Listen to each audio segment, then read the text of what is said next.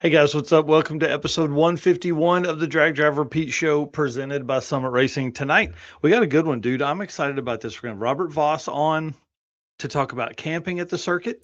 We're going to go through the other classes we didn't get to last week from the circuit and their winners and runner up and some fun stories. And then we've got Matt Frost on because the next like 3 weeks is pretty insane for the drag and drive community. And then it just absolutely blows up and is going to be very hard to gather these people up. So we've got Matt Frost on from Rocky Mountain Race Week to talk about the 11th year for Rocky Mountain Race Week and how they're going back to the mountains and the tracks they're going to do and the route stops and all that kind of fun stuff. So it's going to be really cool.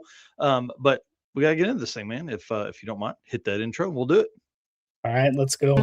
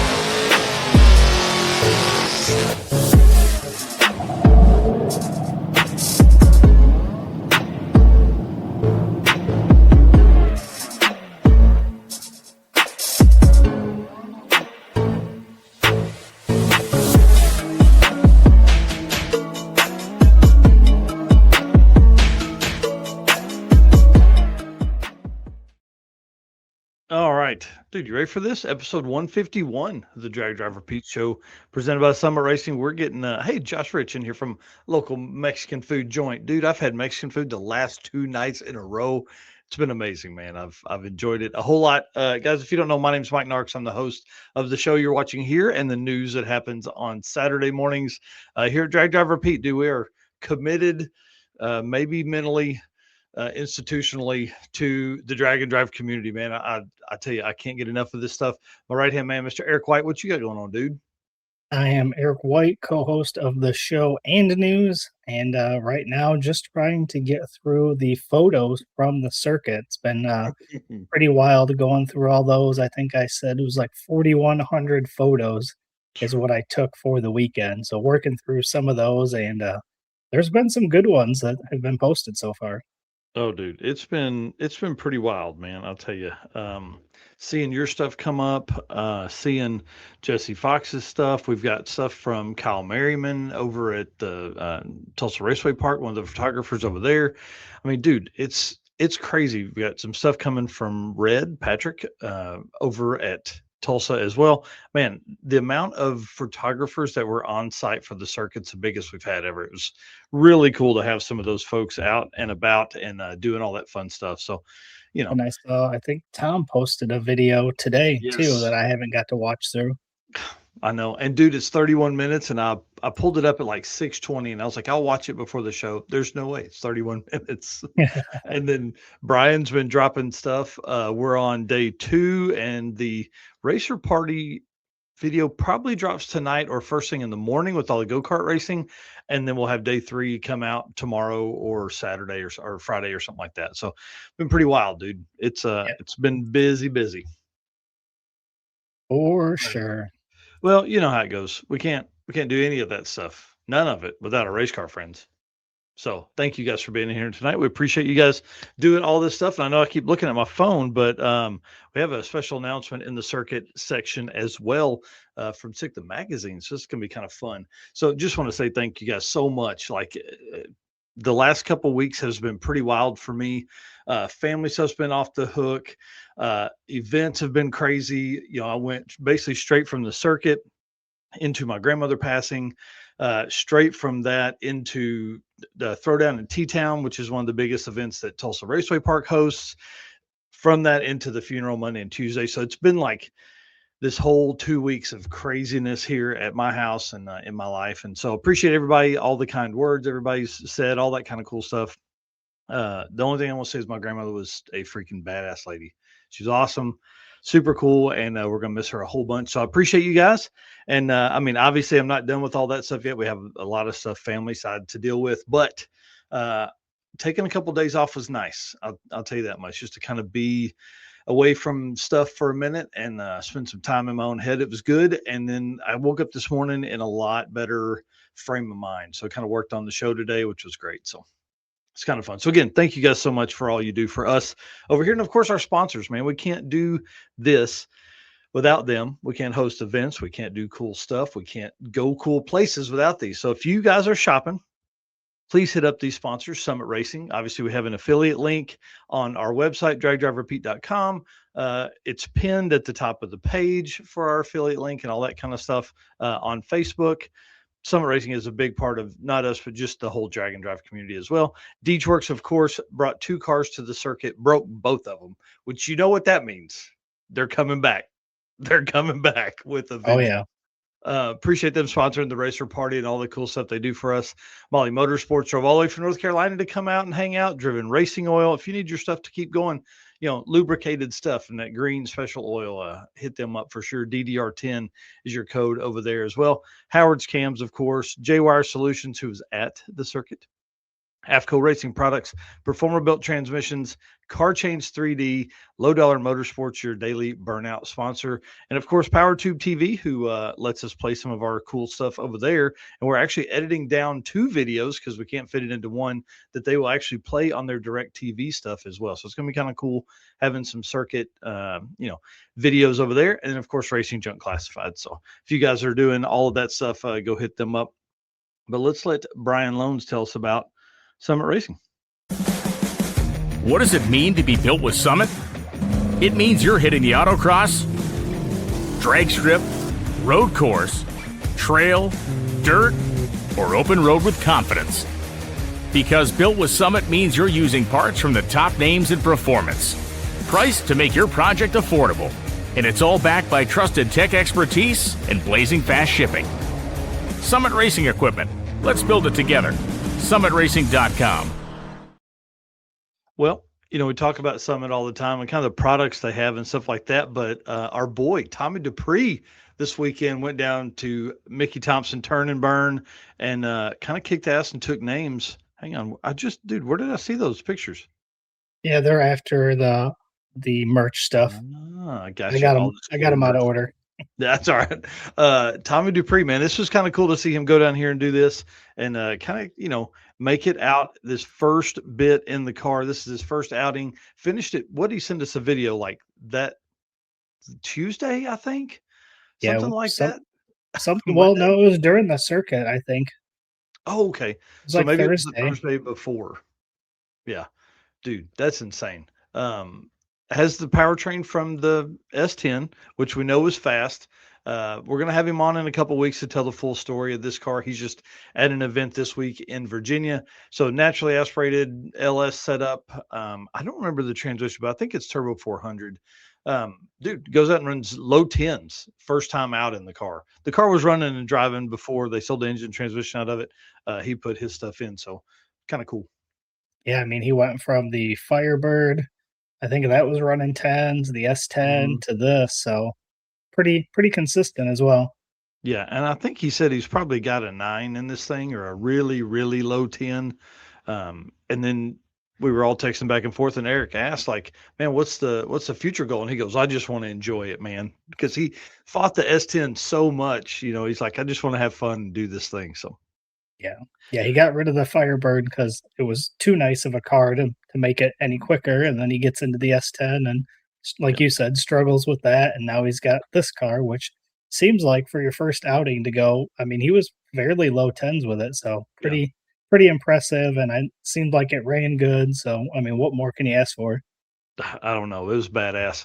And then let's back up to these photos though, right here. And I think you're even wearing one, right? How about this baseball cap that we bought? How many we buy these? 25? They didn't Yep. make it through, I think, day 2 of the circuit.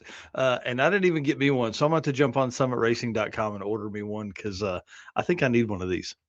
Yeah, they're, pretty nice. I, will say that I bought some stuff called, oh, man. guard or something. Travis Wise had told me about it, and I sprayed this thing down before I put it on. So it's supposed to help with the sweat. All of our hats end up discolored, so we'll see. Oh yeah. Hopefully, this one stays pretty fresh. Yeah, I think you're probably better off to just order two. You know what I mean? Like have your work hat and then have your nice freshy fresh. That's kind of what I've got on tonight is a new Molly Motorsport hat that like Adam gave it to me during the circuit and I was like, awesome. And I put it in my truck and I know he was like, wait, why wouldn't you put that on?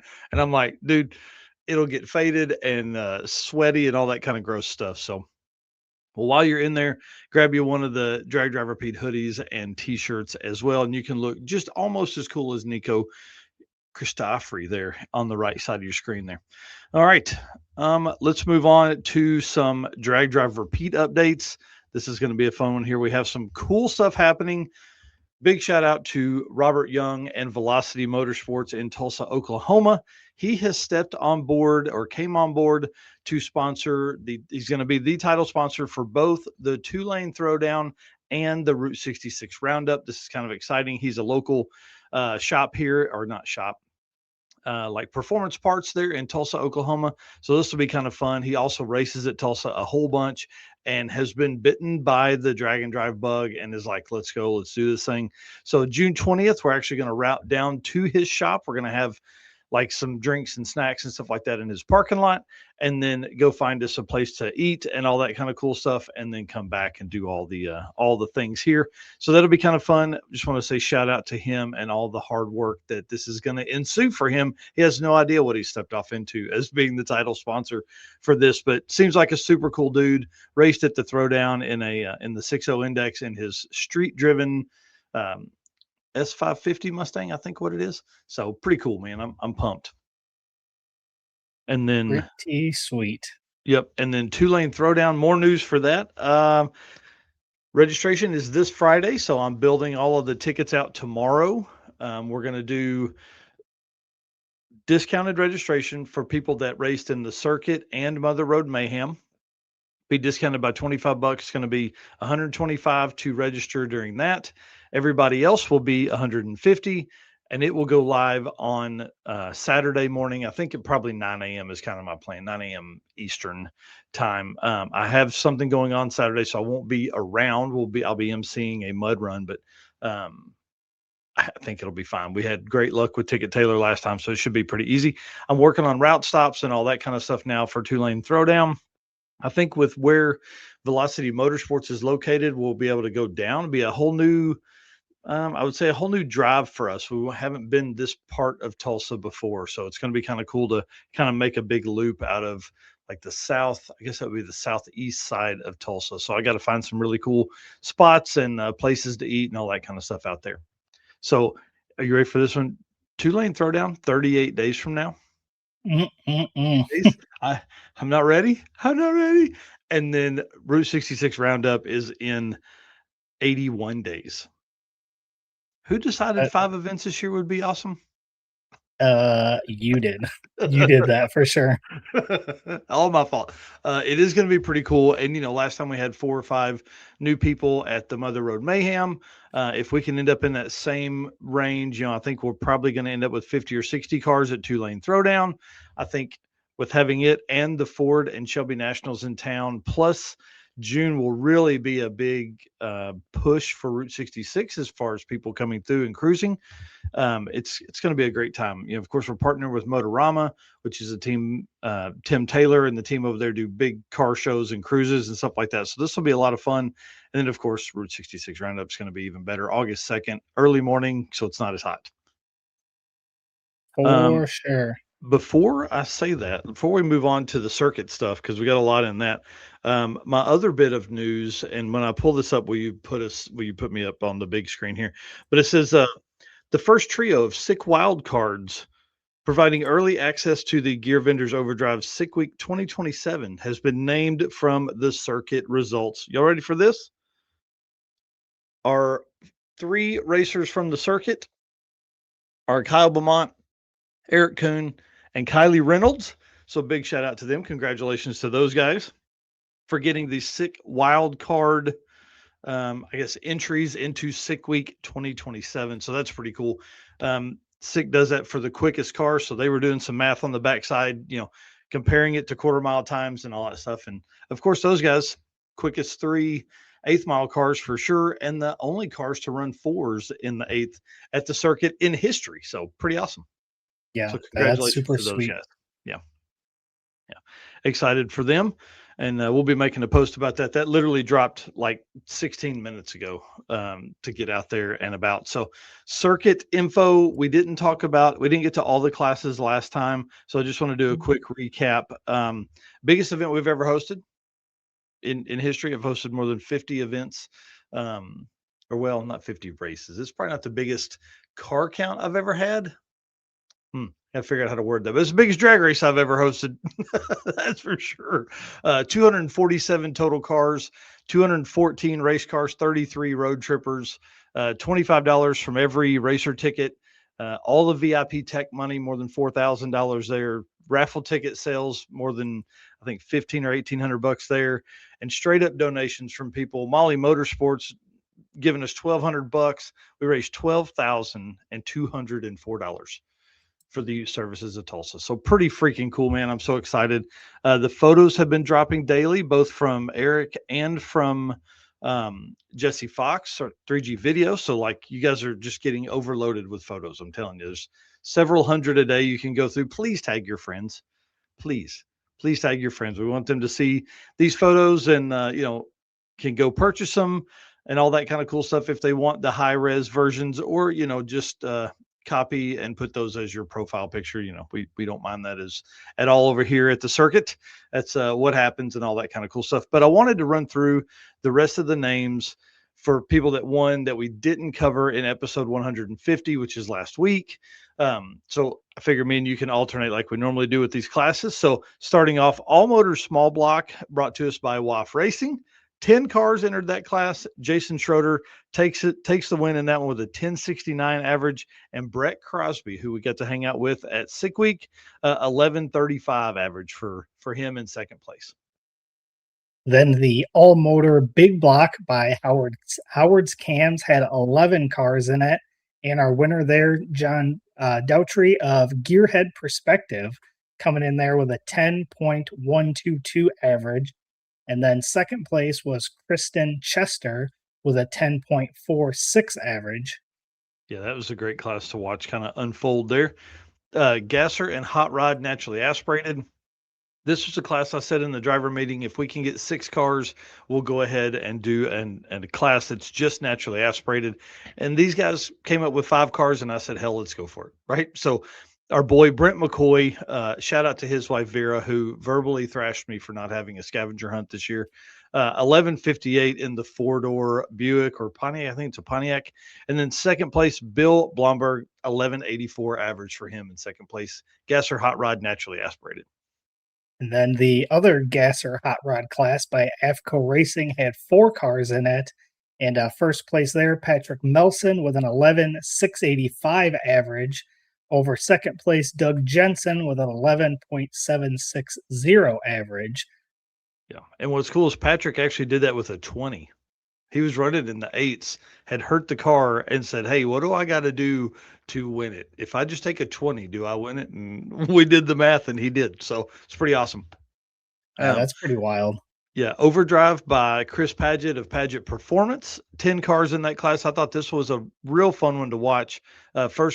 First place, Brad Long, 858 average in that class. I mean, he could have done some damage over in the Street Race Power Adder. And then Dustin Cottle, one of our favorite guys, 895 average over there. And then we've got Tailgate by Cornerstone Performance Transmissions. We had 14 trucks in this class this year, which is pretty awesome. The most consistent trophy went to Budeni with a .036. So pretty sweet there. And then in that class, first place, we had Neil Torbett with a 5.251 average. Over second place, Josh Gray with a 5.85 average. Yeah, I got to hang out with Josh again last week at the Throwdown. His son was racing in junior dragsters. So super cool. How cool. Yeah, and then Quick Stick, our stick shift class by Jerry's Performance, 15 cars in that class. Big shout out to them. Chris Holly took the win in that class with an 1191, and then Roger Morrison, all the way from North Georgia, drove the car up 1244, and then drove the car home. Average over there. So pretty awesome to them. Appreciate all the racers and stuff at the circuit. We're still going to be covering some of the stories. I'm trying to work through all that stuff now. Now that I'm back, it's we're gonna spend some time every day kind of putting all that stuff together. So thank you everybody. We're only getting started. I'll tell you that much. Yes, sir. All right, man. Tell us about some driven racing oil stuff. All right, let's hit the ad read and we'll get into it. Hey, it's Brandon from Fort Smith, Arkansas here. Driven Racing Oil is a performance engine oil that can do it all. GP1 is the ultimate oil for any race or performance application. Whether launching hard at the drag strip, enduring the extreme heat of off-road and circle track, or pushing the limits in top-fueled drag boats and demo derbies, winning racers choose GP1. Compatible with engines from classic hot rods to cutting-edge race machines, GP1's unique surface cleaning and high zinc formulation ensures superior wear protection, particularly for flat tappet camshafts, while solving issues like cylinder washout with methanol and ethanol fuels. Crafted from the legendary Bradford, Pennsylvania base oil and enhanced with state-of-the-art additive packages, GP1 offers the best in protection and performance. All right, so first bit of news here up in the Driven Racing Oil section. Actually, before we get to that, can't forget code DDR10 for that 10% discount on drivenracingoil.com. Anything on their website, oil for the season. You've got degreaser, you've got the speed wax, they got assembly lube, they got all kinds of stuff over there. So if you're shopping over there, use code DDR10, get you that 10% discount. So first thing up, this weekend, we have the NHRA Street Legal event at Joliet Drag Strip, Route 66.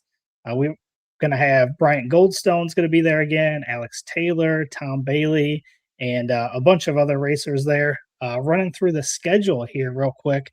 On Friday, we've got the Peak Streetcar Shootout time trial at 12:30, and then a second one at 6:15 in the evening. Then on Saturday, we have another time trial at 11:20 a.m., and then we get into the first round of eliminations at 4:25 p.m. On Sunday, we do our semi-finals at 2:45 p.m., and then the finals at 4 p.m. So if you're in or around the Joliet, Illinois area, be sure to head over and check this out. You can watch some NHRA racing, plus see this streetcar shootout, the street legal drag and drive stuff, which is, I did it a couple years ago, and it's pretty awesome to watch. Oh, man, I got to get up there for that one. It is super cool. And then looking at our May events, we did wrap up the Mickey Thompson Turn and Burn, which we'll talk a little bit about here in the next segment. Then up next, we have Back to the Streets. This is in 7 days, May 20th through 24th at Bunker Hill in Brown County. Obviously going to be an awesome event there. Again, 7 days. Doesn't feel like we're almost to the end of May already. No way. No way. Then we go into Drop the Hammer, which is May 28th through 31st at Mid-Michigan Motorplex. That's only 15 days away. And then rounding out the month, the Sick Speed Fest, also May 28th through 30th at Beach Bend Raceway, again, also starting in 15 days. So within 2 weeks, we're going to be done with all of our May events already. Man, that just seems weird. It does not seem like that should be possible. And then we roll into our first busy month of the year, June. Running through these quick, we got Street Weekend, June 4th through 7th. Streetcar Challenge, also June 4th through 7th. Alaska Speed Week, June 8th through 13th. Rocky Mountain Race Week, which we're going to talk a bunch about tonight, June 5th through 12th. Six Summer, June 15th through 20th. BC Drag It Challenge, June 17th through 22nd. The two-lane throwdown that you talked about earlier, June 20th. The Home Quarter Drag and Drive, June 19th through 21st. East Coast Drag and Drive, June 26th through 28th. The Great American Detour, which we're going to talk to Camp Counselor Bob here in a little bit about, June 27th through July 4th. And then rounding out the month of June, we have Buckeye Skips, June 29th through July 3rd. Dude, that's so great. 11 events in the month of June. Yeah, and there was only like 7 or 8 days, if that we counted that there's not gonna be an event going on in the month Yeah. of June, so gonna be pretty awesome for us. Tons of stuff for us to talk about, which Yeah. will be great. Bring it on. And that's going to really shake up. You have, in that time, you're going to have Six Summer and Rocky Mountain Race Week to, I guess, yeah, to really shake up the points championship. I mean, this is going to be pretty interesting moving forward, how this is going to work and how, who's going to come out on top at the end of June. Yeah, it'll be, we'll find out very, very soon. Very soon. Well, that puts us at 50 events on the calendar so far for the year. Again, you can always find that list of events in the interactive map at dragdriverepeat.com/event list dash 2026, which that'll be in the chat here in just a moment. Dude, it's crazy we're going that fast. All right. Let's talk about some J-Wire stuff where we're going to go over some Mickey Thompson turn and burn. Yep. Go over the results from over there. Yep. Let me hit this ad read and we'll talk about that. What's up, guys? My name is Cole from Fort Worth, Texas. Expert car and marine wiring solutions that you can trust. J-Wire Solutions can wire and plumb your hot rod, your race car, hell, even your drag and drive car.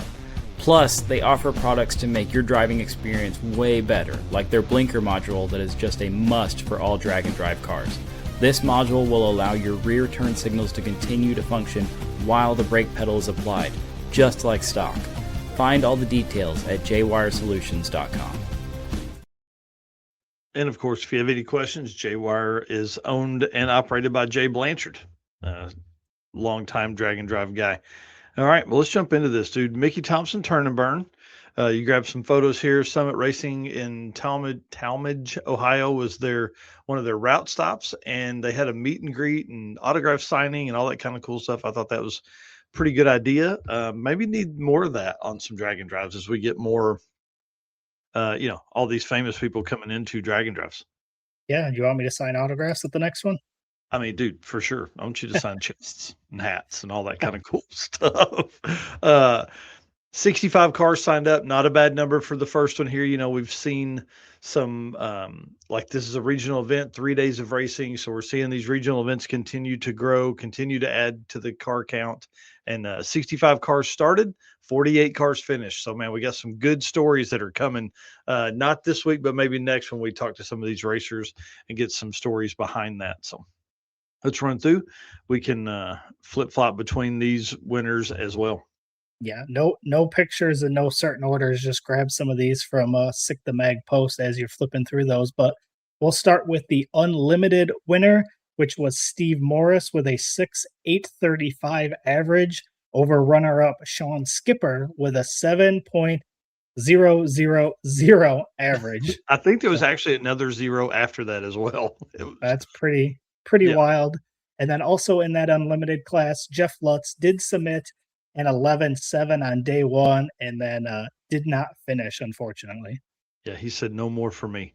Up next, unlimited iron winner, Miss Alex Taylor with a 660 average, 6.604 average.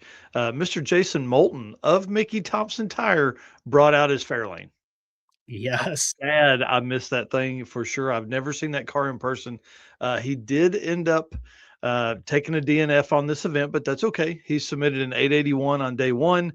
And then I think he didn't tell me this, but I think he probably realized how hard it is to put together an event and race in it. So I think after that, he bowed out and said, "Hey, I'm just going to have fun and kind of hang around." For sure. Then the pro modified radio winner, Miss Val Morris, who was just there up on the screen with a 6.934 over Tom Bailey in a 9.13. Yeah. I brought the dart out. So I saw that. pretty cool. I haven't Yeah. watched any of Tom's videos from the weekend, but that's kind of my plan for tomorrow. Yeah, and then David Deal was in that class. They just posted a video, I want to say earlier today, or maybe it's coming out this evening. I can't remember. They had a 6.878 and then finished with a DNF, unfortunately. Dang it. Yeah, that sucks. Those guys are on a mission for sure in that car. A-gas winner, Mr. Jeremy Bonnet. Love that car. Love that dude. He's awesome. A 919 for him. Runner up Jay Grabiak, another fan favorite with a 996 average. And I thought this was kind of cool. All the cars in the A-gas finished. That's the only class that had every car finish. That's pretty awesome. Yeah. B gas winner was Sam Burrisford with a 10.819 average over runner up Mr. Mike Heston with an 11.606 average. Yeah, big shout out to Mike Hess and Bucket List Mob over there doing big things. 275 radial winner over there, Eric Fought, Fought, maybe Foat, I don't know. 83 Cutlass. I don't remember that name from other events, but I'm gonna do some research on that. Run a 862 for the weekend, and then runner up Rick Russell in the Little Red Express with an 863 average. So right behind him. I mean, less than a tenth. But big shout out to Tommy Dupree, who ended up third with a 1016 average. And then Cole Reimar's another name we see a lot in the Purple Mustang in fourth place, 1033 average. And then sadly, this was the one I was really looking forward to, Mr. Bill Spangler in the FUB. This was the debut of the new Godzilla build. Sadly, DNF'd on that. Going to get the story on that tomorrow. Probably do a quick write up or something like that. So sorry, man. I hate to hear that. That's a super cool car, and I know he'll get that thing fixed and figured out. Yeah. Then we go into the Pro DYO winner, Miss Morgan Evans, with a 0.009 spread. So pretty awesome there. Yeah. Runner up for that was Corey Pant with a 0.028 spread. And then another one here, third place, Mike Reimars with a 0.052. Yeah, I was excited to see Mike move into the Pro DYO class. I think he did that at Sick Week too. That car currently holds the record for the quickest average at Hot Rod Drag Week in the SME class, like a 10:03 or something like that. So pretty awesome. DYO, of course, to dial your own, which is how I feel like this is probably one of the best ways to figure up your your most consistent racer. So Sick does this. They of course powered this event, and so that means I think they probably brought in their team and stuff, and also brought in their rules. So DYO winner Todd Taylor, are you ready for this? 0.001 spread, 3 passes, 11,908, 11,907, and 11,908. Bro, That's pretty awesome. That's insane. Runner up Mike Turner, longtime friend of the channel here, 0.008 spread with an 11,752, 11,759, and 11,660. And then third place, Mark Frazier, 0.01 spread, 10,005, 10,008, and then 10,015 for his final one. And then the top 8 cars in DYO had less than a tenth spread across 3 passes. That's pretty wild. Yeah. So big shout out to them. Big shout out to Mickey Thompson for really going in and taking the plunge as far as hosting an event and doing all that kind of stuff. So 65 cars, great way to start this. And then of course, 2 days of test and tune ahead of that. I wonder if that kind of cost them a few people out of the 17 or 18 that didn't make it. Because people were leaning on their stuff in that first few days, trying new tires and all that kind of stuff. So again, big shout out to them, and shout out to Jason Moulton for a guy that has done so much for the sport, always on the starting line, always willing to help people figure out the right tire or pressure or whatever for their setup, and out here doing all of it for everybody. So kind of cool for them to host an event. And then Corey Pant here, runner up of the Pro DYO class, said I did all of that with no gauges and no tack. Bro, that's awesome. That's that butt dyno right there. Yeah. To have that kind of spread. I just wonder, Corey, tell us how many passes it took to get there. Well, cool. Well, again, big shout out to J-Wire and all the work and help they give us here at the channel, and been messaging back and forth with Jay to get more videos for the J-Wire Solutions YouTube page. So we should see some stuff hopefully come from the circuit and all that. Oh, Sweet. wow. 15 passes. Oh, wow. That's pretty cool. All right, man, let's move into the Molly Motorsports segment and bring on Mr. Robert Voss, or as we affectionately refer to him, Camp Counselor Bob. Looking for a forged piston kit for your vehicle? You need Molly Motorsport Power Pack. What is Power Pack? It's the ultimate forged piston kit that comes complete with pistons, performance file fit rings, hot string steel pins, and clips, all engineered to work together, so all you have to do is build something great. Find your Power Pack at mollymotorsport.com. Man, He said Pro Dash went dead on Saturday morning. wow. That's awesome. That's awesome. Let me reply back to Jimmy here. If you want to bring in Mr. Camp Counselor Bob. Yeah, we'll bring in Robert Voss here, and then we'll do that. How are you, sir? Good. How are you guys? Man, we're awesome. Fantastic. Glad to have you on. Good to see you again, buddy. Yeah, absolutely. I'm glad you sent me a text a couple hours ago asking if I could jump on. Hey, you know, Eric and I were messaging back and forth, and we weren't going to have a second guest on tonight. But I was like, man, I feel bad not having somebody on to talk about fun stuff. And you've got fun stuff from the circuit and, of course, your upcoming Great American Detour. So I feel like you were great for this tonight. I'm excited about this and appreciate you doing it on such short notice, literally like 3 hours ago. Yeah, no, I when I texted you, I was like, hey, you said like 7:30, right? Because I'm in Laramie, Wyoming right now. So I was down at Guardian Garage, like YO Speed. They got a dyno down there. I was hanging out with Brian and his family, and I was like, I gotta go, guys. Like, and so made it over, got back to the hotel, and got on just in time. So that's awesome. Well, dude, we appreciate it for sure. All right, well, let's get into some of this stuff because for folks that don't know, Camp Counselor Bob is your nickname. Robert Voss is your real name. And dude, you came on board last year to do the camping stuff for the circuit, and it was a success last year. This year, whole new level of cool, man. This year, mind you, I couldn't have done any of this without my wife. She really came in clutch because without her, like, we wouldn't have had breakfast. It wouldn't have been organized. Last year, the only reason I made it somewhat successful is because we had a lot of rain and we could just sit around and bullshit all day, right? So, but the entire reason that you came to me with this is because, you have your parking lot beer stories, but we don't have that presence at the track or at the tracks that we camp at. And, had we not had this, I mean, let's look at the gym hopping stuff, right? It's crazy. So, camping, it started out great. We went to Tulsa, got there, pulled in, and of course we always have the big group. And yeah, there's the gym hopping stuff.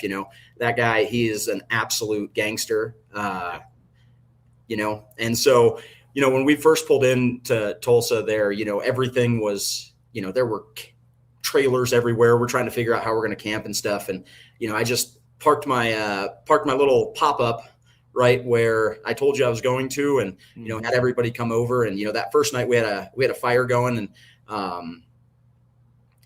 Austin with his wagon, he pulled up, and it's just always a good time.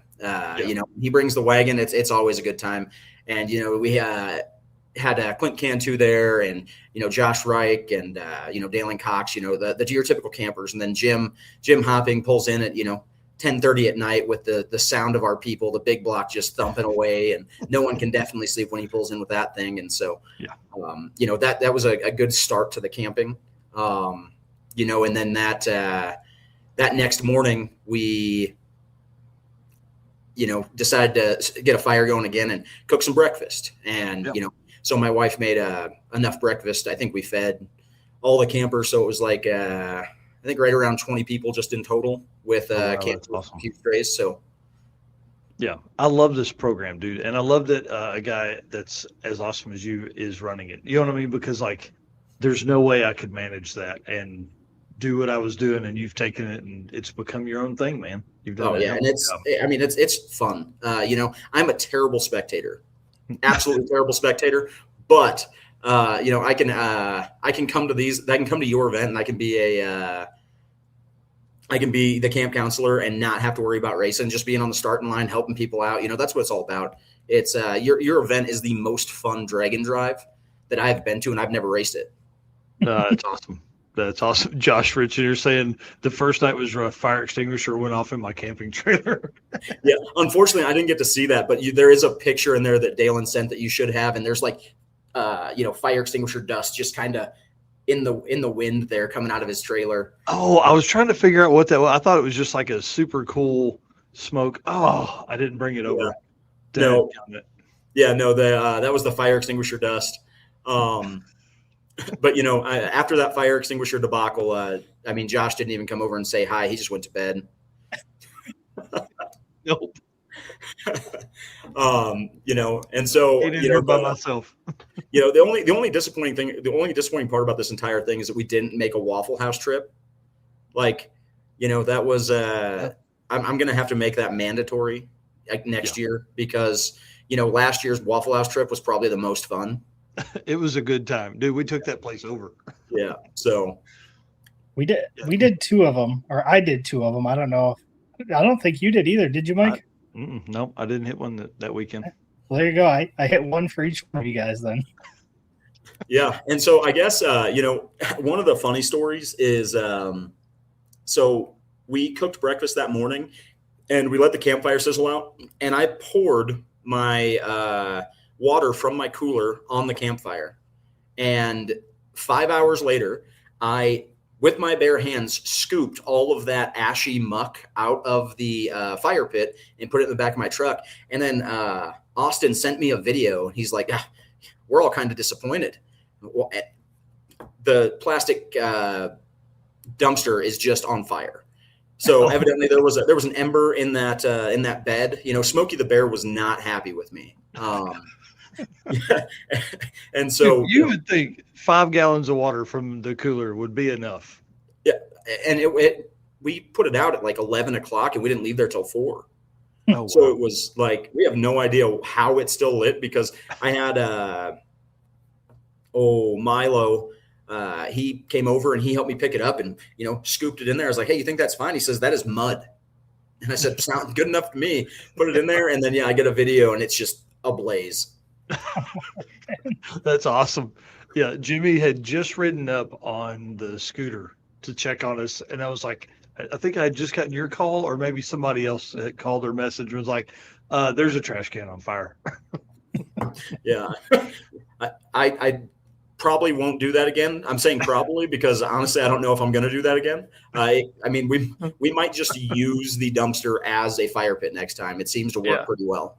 That would be easier. You know what I mean? Like, we're just going to hobo it. Yeah. Just everybody standing around it with their hands out. And thank goodness there was one of the racers. He camped with us.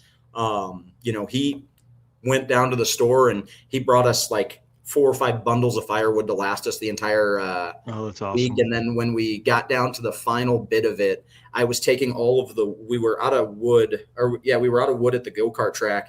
And so I had all of this like thin, tiny wood that was over top of my winch system in my camper. And it was just stacked there. And so I was like, well, we still need a fire. So we just started throwing that in there. And then they went around the go-kart track and found like the dumpster and it had like some 2x4s. And so we were burning everything we could to stay warm. That's awesome. That's dude. awesome. Yeah, I didn't even think about the firewood until we like showed up, and some racers were like, man, we've got some coming. So appreciate them for sure. Yeah, for sure. We'll have to source that next time. Yeah. No, mistakes were made. These are little fails that are going to make us great in the next 10 years. So yeah, hey, you got to learn. Hey, we're gonna have campfires. You better have wood. Oh shit, yeah, it's a great thought.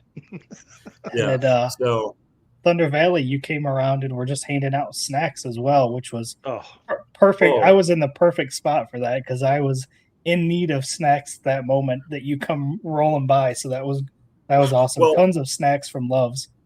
So I think that's a good thing, right? We should probably shout out Loves here. We're very fortunate that we have somebody that is pretty high up there at Loves that loves drag and drives, and he comes in clutch, comes in that morning, and he's just, Camp Counselor Bob, I got boxes for you, and he opens up the back of his Durango, and I'm just like, I have no idea how 13 of us are going to eat all of this. And so we pull it all out. And, after we go to Thunder Valley and stuff, we're sitting there in the morning and I look at it. I'm like, guys, we got to do something. And so the first time my wife, she jumped in the truck, backed up. We threw everything in the back, and that was actually the breakfast. So we were going around, and I was handing out leftover breakfast that my wife had made, and we got that idea. We're like, hey, we should do that with the snacks too. And so because Clint Cantu couldn't make it with his race truck, he brought his Duramax down, and we dropped the tailgate, and we went around, and he tried to solicit children to take candy, and we told him that wasn't okay, and it was a whole thing. But Nice. At the end of it, we brought it to you because you were like, hey, we're having a little bit of an emergency. And I was like, I just happen to have snacks. So took them down to your wife there, and, they got distributed, and I didn't have to take them. Yeah, I don't think I took a breath eating that bag of pork rinds. Not one breath. I was like, give me food. I didn't even get to try the pork rinds, and from what I hear, they are phenomenal. Oh, they were great. Yeah, they were great. Even if I wasn't hungry, they would have been great.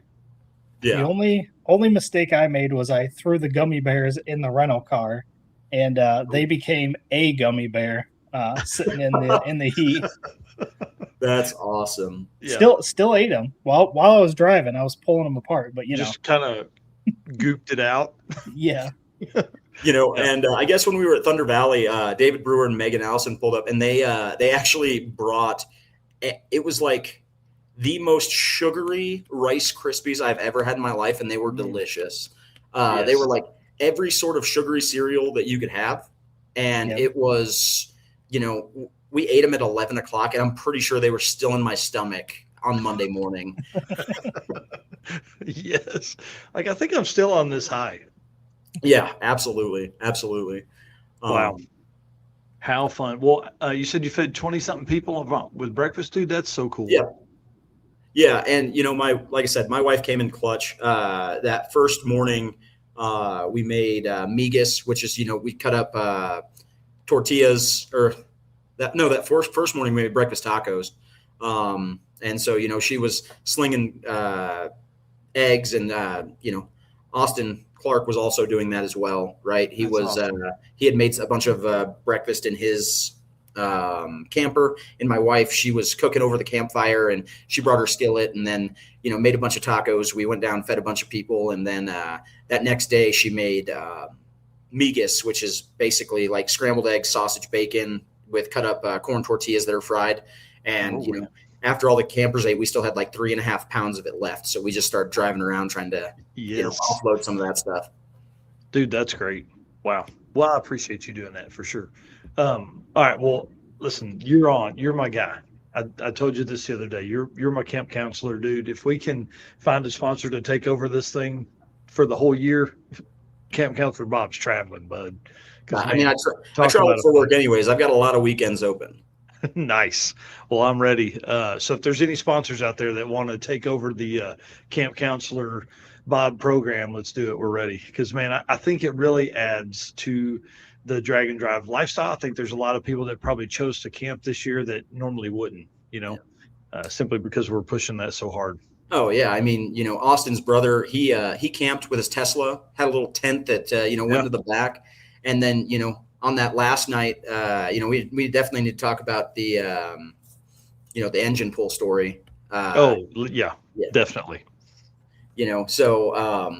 But yeah, no, it was just a good time. And I hope that it continues to grow because, it's camping at the racetrack is taking a lot of cost out of drag and drive, right?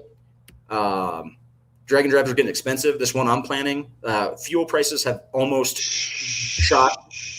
Yeah, it's rough. We don't talk about that. Yeah. Gas prices are the fight club of drag and drive. Well, I'll tell you what, it's damn near child abuse. All right. But yeah, so the gym hopping thing, right? So, the story is, I sold him my big block, and, we all know it's pretty capable. But he went through, he rebuilt it, he made it, his, so that way he could, have some fun with it. And, he was knocking off time every single pass that he made. He was just going a little faster, a little faster, a little faster. And he pulled up at Thunder Valley into the staging lanes, and that's when that big oil down happened. And so he shut it off, and he's sitting in the staging lanes for 2 hours, and he goes to fire it up, and there's no oil pressure. So he's like, well, shit, what am I going to do, right? And so I was on my way out. I heard that. I came right back around because I'm like, hey, man, I sold this guy an engine. I feel like I feel terrible, even though he rebuilt it, but, still feel terrible. But we pull up there, and he pulls the oil filter apart and cuts it open. He's like, it doesn't look too bad. And I was like, well, do you need anything? He says, no, you can get out of here. We'll see you at the go-kart track. And, I was like, I don't know what they're going to do, but they're going to see me at the go-kart track. What he ended up doing is he drained the oil, and he scoped inside of the oil pan, and he noticed that the pickup tube had fallen off. Mm-hmm. And so, what does a gangster drag and drive driver do? You take as much oil as you can, and you fill it up past the rail, so that way the oil pump can just suck straight from a reservoir of oil. And you drive it with it cavitating the whole way to the next destination. Yeah. And that's what he did. And him and Aaron, they were thinking about quitting, right? They're like, hey, this is an expensive engine. We really don't need this. But when I heard it, I went up to the owner of that go-kart track. I was like, hey, do you guys have a cherry picker? And he's like, yeah, we've got one back in the back 40 somewhere. And so they threw me in the back of their pickup. And mind you, this thing is clapped out. I am sitting in the back of this thing, and this guy that's driving it does not care that I am in the back of this truck. No. He is just bahaing through all He was having the best time. Oh, I thought I was going to die. We pull up there, we pick it up, and we put it in the back. He says, I don't have any ratchet straps, so I'm going to need you to hold this in. And he did not slow down. No. Not ever in any of his life has he slowed down. And so, Jim here, I'm going to pull the messages up just because it was great. But I was checking on Aaron and Jim, and I had said, I was like, hey, are you guys going to make it? And he's like, yeah, we're coming down the interstate. We filled our oil pan all the way up. We'll be there. And so I said, I've got a cherry picker being delivered right now. And he says, he's not really feeling it. I said, it's sitting at my camper as we speak, just in case. He said, all right, we changed our mind. We're on our way. Do you have concrete? I said, right in front of the camper. And, they were like, yeah, thanks for keeping us to the spirit of it. And nice, in and out in 5 hours. I had a flux core welder that I brought, and I was like, I don't know, I don't really want to weld something in flux core and put in an engine, but you got to do what you got to do. And so he pulled the oil pump off, and we went into that go-kart track shop, and I just kind of tacked it together, just so we wouldn't get, first off, they were mad because they thought I was going to burn their bench because it was a rubber top bench and they didn't really have a place for me to weld. And I didn't want to burn through anything. And, I don't know if you've ever welded with flux core, but BBs go everywhere.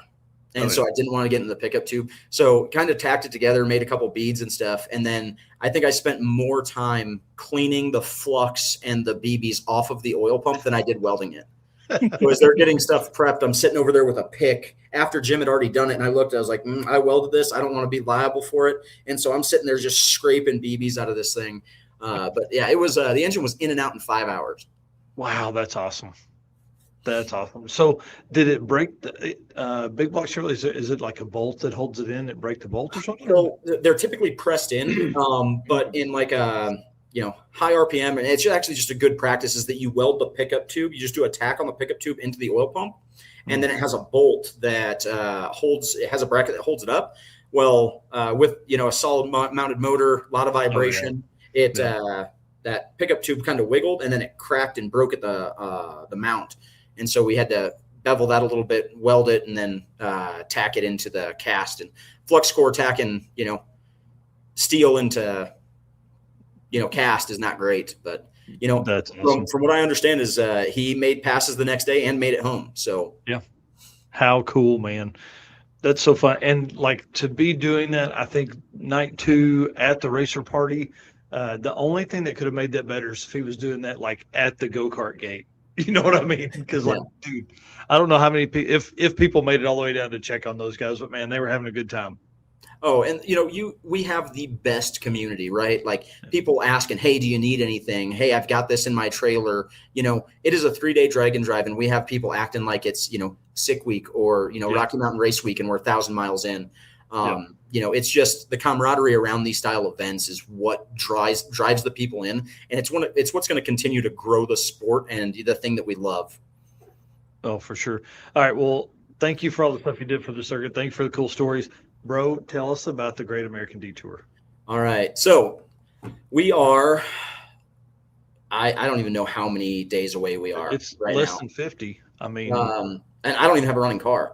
We're 45 days. Yeah. Wow. We're 45 days away from the Great American Detour. Gas prices have doubled. I know we're not supposed to talk about it, but 6,000 miles is a lot of money in gas. But I've put my heart and soul into planning this event. Yeah. The first day we have a pizza food truck that pulls up. They can cook 100 pizzas an hour. Oh, wow.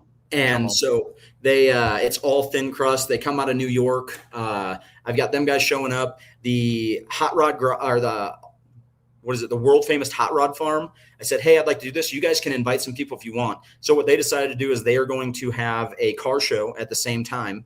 And they're bringing in a couple of their bands, a couple of their friends' bands. They're going to have a whole PA system, and they've got tables set up for us. And, it's going to be great. Those guys have been pretty well accommodating. I just called them, said, this is what I want to do. I can pay you. They said, no, don't worry about it. Just show up. How cool. And, from there, we've officially have 4 tracks that we are racing at, right? So we have enough tracks for it to technically be a national level event. Oh, yeah. Oh, for sure. Right. So it'll be the hardest national level drag and drive in the history of ever. Yeah, it will be. It will be. And I'm excited for it. I've got a lot of cool people that are doing it. And, without them, there's no way I could. There's Daniel Baisley. He drives a F-150, typically does sick week and stuff. He has been the heaven send for this. Like if I'm busy at work and he's on an airplane, he's sending out emails to vendors. He's sending out emails to tracks. Without him, I don't think I could have got this done. That's so cool. And, he's just a racer. He's just volunteered. Hey, anything you need to help. And honestly, the entire group has been great. Mm-hmm. My sponsors have been great. We've got BTR, we've got Summit. I mean, Summit's great. Disorganized Grime. They are just a group of racers that help events, and, they put $3,000 at it. So it's like, awesome. We have such a phenomenal industry and people that are partnering with me to bring a unique event that no one's ever done before. Mm-hmm. It's really heartwarming. Yeah, it should be, dude. And, it deserves support. I mean, this thing is awesome. And so, it's great, right? I reached out to Beaver Springs and Mike McCracken there, just said, hey, this is my plan. I sent him an email of everything. He says, that sounds great. We can't wait for you to be here. So we're going to go join their Test and Tune as our first track. From there, reached out and we actually got a hold of, it used to be Killcare, but it's Durana in Xenia, Ohio. That's going to be our second track. It was going to be Bunker Hill, but that was a very long drive to make after racing all day. We would have had to drive like 6 hours overnight to be there at 9 o'clock in the morning to make passes. Yeah. And so we cut that distance quite a bit by being able to go to Durana in Ohio, and that also adds another state to it. Mm-hmm. So we're going to be racing in there. They've got a program, but he's going to race us. We're going to go out first, and then he's going to race us in between rounds. And then, if we want to join the program, he said, the more, the better. And then from there, we are making our way to Wabash Valley, and I rented that track, and it's a slick track. Those guys have been great. Pretty excited to go there. And then it's the hard part, right? Like the first few days, it's going to be hard because you've got track with 500 miles in between or 280 miles in between. Yep. But then you have a 1,200 mile leg to Albuquerque. Come on. And so you've got, 2 days to get to Albuquerque, and it is through, Oklahoma and the panhandle of Texas, through New Mexico. And then we got to be there from 10 to 6. So we've got, 10 to 6 to make those passes. And then we got 2 days to make it to the end. And that is running July 1st, July 2nd and 3rd through Arizona, and California. And so it is going to be a very hot 1,200-mile leg. Yeah, but I think it'll be freaking awesome, dude. Yeah. You can't pick a better week than the week America turns 250 years old. Yeah, no, for sure. And it's, the cool thing is, right, when I talked to you about this first, it was we get to drive through the small towns of America leading up to the week of 4th of July.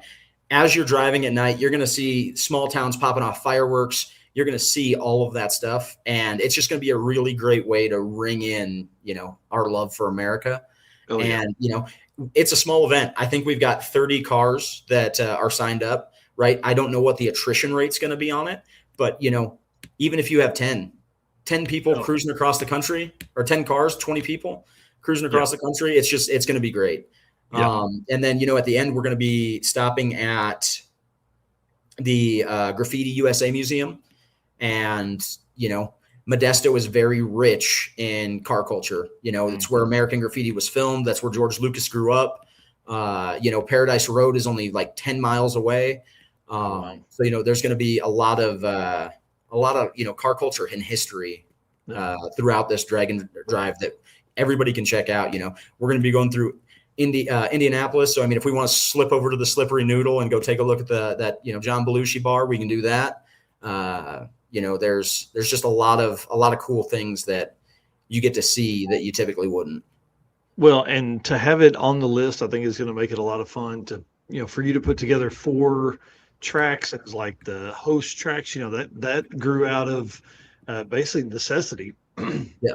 You were able to put it together for your own stuff, and you were like, hey, if we can do it, let's do it, Oh, and it was this is a very humbling experience trying to plan an event of this caliber without any experience doing it before, right?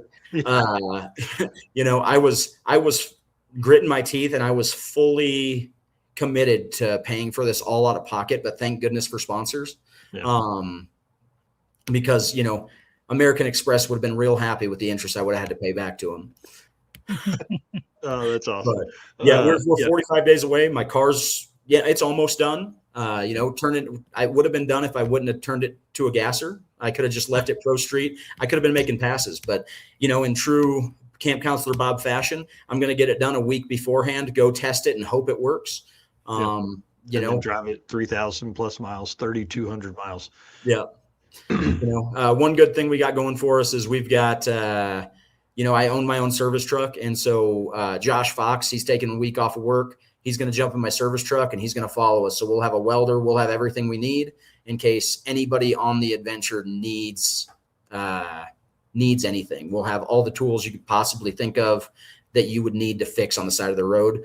If it was a, structured 300 person event, we wouldn't need that. But with, the little amount of cars we have and the big amount of country that we're going to be covering, I think that right there is going to be kind of key to success, because the goal of this one isn't to beat everybody. The goal of this one is to make sure that everybody you show up with makes it there. Yeah, that's right. Hoosier Truck Rally says, what day are you going to be at Wabash Valley? We are going to be there Monday, the 29th, I think it is. Sweet. It's like 10 a.m. to 4 p.m. or something like that. Yep, 10 a.m. to 4 p.m. That's awesome. And everybody can find details, the Great American Detour on Facebook's probably, I would say, your most. Facebook and campcounselorbob.com. Yep. Dude, I love it. It's so cool, man. I can't wait. This is one I've had on my list for a long time to make it across the country in the old truck. Because, again, my grandfather made that trip at one point, and it's his life of driving that truck. So it's going to be kind of fun to do that. So I'm excited. Yep. And my plan is I'm taking my shoebox for it. I'm driving the gasser across the country. There's short of a catastrophe, there's nothing stopping me from doing that. Yeah. So. That'll be so cool. It'll be so cool. All right. We got to go. We got Matt Frost backstage, and got to talk to him about Rocky Mountain Race Week coming up, which you have some good experience with Race Week and Rocky Mountain stuff. So, Matt Frost events are some of the best I've ever been to. So, I can't wait to listen to him from backstage. It's a whole different experience back here. Well, dude, we appreciate it again, guys. CampCounselorBob.com, the Great American Detour on Facebook. Get you all kind of details. June 27th through July 4th. The most American way you can spend America turning 250 years old is with Robert Voss right here. All right. I appreciate it. Love you guys. Bye. Thanks, buddy. Thanks, Love you. man. Dude, I can't wait. That's going to be insane. Oh, it's going to be Insane. pretty cool. Yeah. I definitely hope that there's lots of people recording their adventure across that for us at home to see that, because it's going to be pretty awesome. Yeah, I think Jesse Fox is just going to go live the whole time. Like he'll be live for 187 hours. Dude, bring it on. Whatever it takes. Yeah, Brooks here saying how y'all affording to take that much time off work. Man, Brooks could definitely benefit with some sponsorship for sure. That dude is fast, on a budget, and man, I love his car too. Yeah, Brandon Morey says, really hope this happens again. Cannonball meets Dragon Drive with a tubbed Maverick and a Pro Tour Pro Street Pinto wagon. Yeah, and I think kind of what the plan is. Let's bring Bob back on one last second. This is like the recurring theme, right? You're already planning 2027's. Yeah, I tell people I'm not going to do it again. I already have a plan. I've already reached out to a track for a starting point of 2027. The only thing I'm going to do is I'm going to try and make it a little bit later in the year, just because I'd like it to be a little bit cooler, but I'd also, I don't want to be stacked on top of, such great events, right? Like a few of the people that are joining mine had to miss Rocky Mountain Race Week. And, that's kind of heartbreaking, because when you have Matt Frost, who puts on an event that, you have people that get the same status of, he looks at people as people and not, hey, these guys are fast. They're bringing me racers. It doesn't matter if you're in a 14-second car or if you're in an 8-second car. If you show up year after year, he honors that. And the fact that, a few of these people can't make that event because I put mine on top of theirs, it really kind of ached at me a little bit. So I'm going to plan it a little bit better next year. Gotcha. Well, and dude, listen, the Great American Detour, the trip you're taking that week is a key week. Yeah. I mean, and it's not on top of, it's just in the same month. So whoever is doing both is going to need to start saving up on some time there. Yeah, but sure. Okay, bro, right. Appreciate you. Thank you. All right. Thank you to Molly and all the support they provide us over here at Drag Drive Repeat. We appreciate them. Best pistons in the game, whole ring kits, all the stuff. And of course, for Molly Pistons going in Eric's Dragon Drive car, but also big shout out to them because the Lowrys won the Molly Motorsports Power Pack raffle kit and did that the day after they broke a ringland. So perfect setup for them in that regards. I'll let you thank our race car friends while I get me a drink, and then we'll move on. Have Matt Frost on. Absolutely. Appreciate all of our race car friends being in here, all the comments you guys are making. Just like Bob coming on here and talking about his event and camp counselor at the circuit. I mean, all of this stems from all of our race car friends. And of course, all of our sponsors. We couldn't do all this travel and everything that we do without this group of companies here. So thank you to Summit Racing Equipment, Deechworks, Molly Motorsports, Driven Racing Oil, Howard's Cams, J-Wire Solutions, AFCO Racing Products, Performabuilt Transmissions, Car Chains 3D, Low Dollar Motorsports, Racing Junk, and PowerTube TV. All right, let's get into this thing here. Deechworks, of course, leading manufacturer of high-performance fuel system components and the official fuel delivery of Drag Drive Repeat. The DW product line includes fuel injectors, pumps, rails, regulators, filters, lines and fittings, plus pump modules and surge tanks, all engineered to support power levels ranging from 400 to 4,000 plus horsepower. With a focus on engineering excellence and industry-leading customer support, Deechworks continues to drive the future of high-performance fueling. Again, DDR10 for your discount code over there on Deechworks.com, 10% off over there as well. Let's pull this down and let's bring in the man of the hour, Mr. Matt Frost, in here. Hang on, sir. Let me get you moved to the big spot. Dude, hi. You're one of our most featured guests. One, it's for two reasons. Okay. one, you're a badass dude. Host one of the best events I think is probably out there. A lot of the stuff we do is based on my experience of racing with you guys over at Rocky Mountain, and then of course you're one of the longest promoters in the Dragon Drive game, starting this in 2015, bro. How does that feel? It's pretty crazy. It's pretty crazy. I mean, It is you think about crazy. that, especially even just coming off a Mega Week. Like, if you think about all of what we've done it's pretty wild. Like, I don't know, it's kind of surreal. If you would have asked me, I would have never told you that this is where we would be, and that we even let alone one event, two events, and continuing on the way we have. So it's pretty cool. Yeah, it's been awesome to see all the cool shit you've done, man. Like the people that have come through Rocky Mountain. I think bringing Dragon Drive as far west as you did really helped spur the community. I mean, before that there was one event. That's it. Well, it pulled a lot of the west people from the west, and Yeah. even in the Colorado area, the people in Colorado don't seem to get out of their own way when it goes to traveling and stuff. A lot of people, so this kind of forced some of them to move that way. It got the people from the west. I mean, just from everywhere. It's surprising to Yeah. see, how many people, and even that first year, the people that supported it when we had 60 cars, just Yeah. like, you know, Robert's deal, starting out with 30, that's going to grow, Yeah. especially, when people start figuring out your guys' stuff, how much it's grown. We talk about that a lot too. And I'm hoping by maybe next year that I can get in on some of those. It's when you're not in the industry 100% all the time, like you guys are, it makes it kind of tough to be able to do all that, because obviously 2 events in a year, so, Oh yeah, you're one of the but I busiest do. guys I know. Yeah. Oh my God. So it's just trying to I want to do them. Like I really do. And Yeah. I think I'm supposed to be getting our 55 back at the end of the year.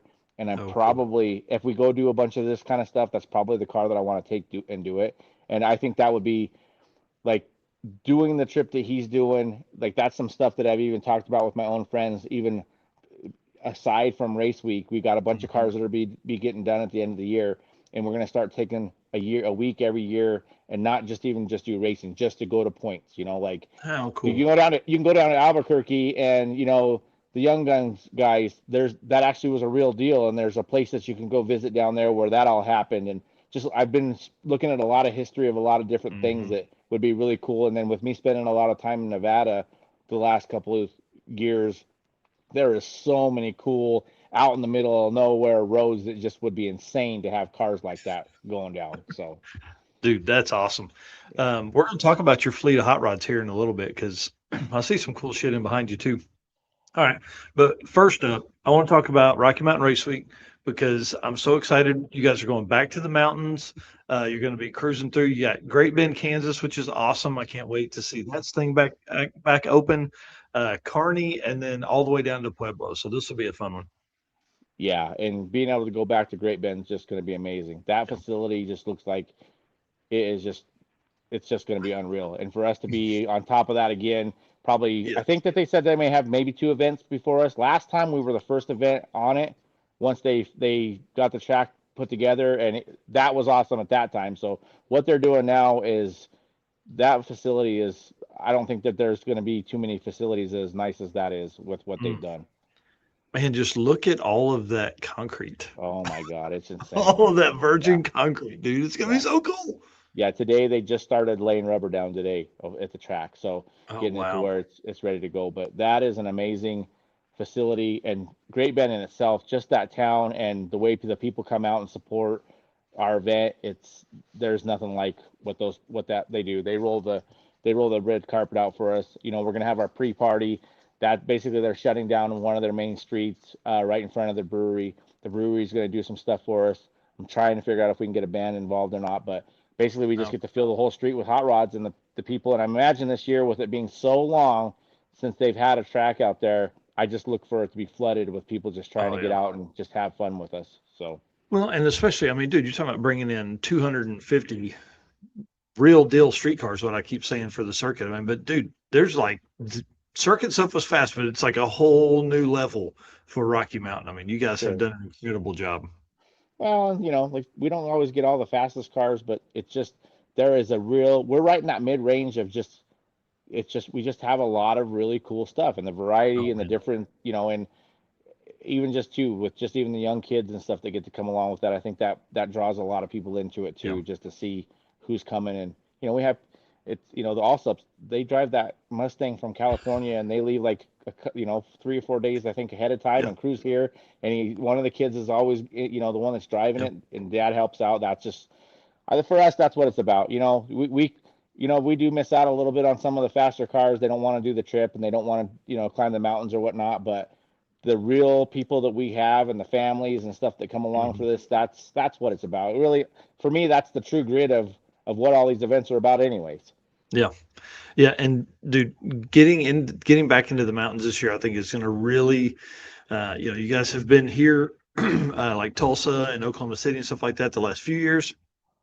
Being back over there, I think the mountains shots, again, you have a great event. I think we're going to see a whole new level from it, just because there's going to be so many cool shots because people have been wanting that back so bad. Yeah. Well, it's just amazing. I mean, when you come from here, when it's 100 degrees down here and you go up there and it drops 30 degrees from here to there, and you get that relief of, 60 to 70, or sometimes it can even be down in the 50s and 60s, depending on what time you hit. It's just amazing. Like and just the weather and, even the little bit of showers that you get, it's some pretty spectacular things. And when you really think about it and you sit back and you think about being in the hot rods that you can be in and being up in the canyons of the mountains, there's nothing like that. Well, and it just takes me back like we did. Let's see, when was race week at Bandamere? 23? Yeah, that was our last year, I think. Yeah. Up there.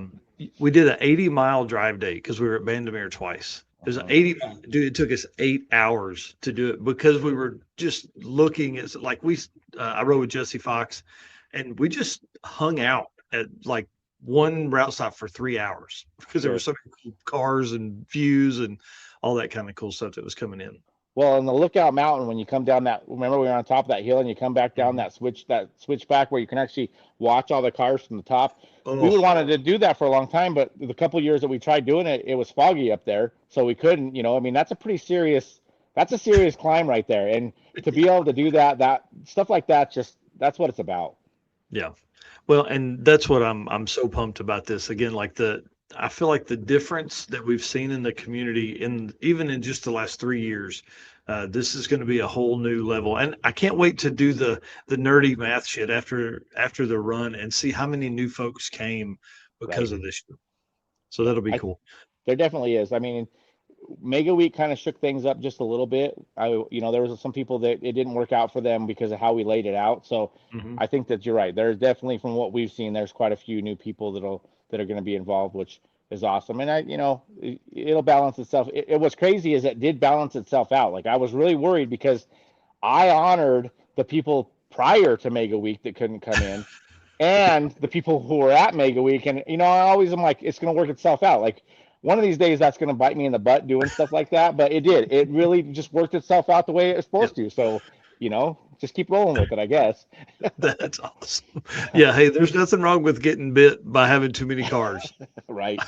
I'll tell you that. And obviously we've been able to prove that we can actually pull off a lot of cars. So even if we had a little extra, it wouldn't have been that big of a deal. I think we kind of finally realized that, hey, we can do some of these things and we can get through it.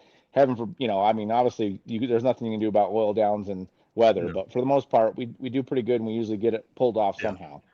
Dude, Mega Week was incredible. As Richard Brewer, the Dirty Panda, said earlier, it broke him. I think he meant that it broke him mentally. He was ready. He's like he's hooked on Drag and Drive now. He can't get away from it because of Mega Week. It was pretty incredible, but I cannot imagine trying to put on something like that. That's absolutely insane. So I am glad from this side that you are back to sanity for this year.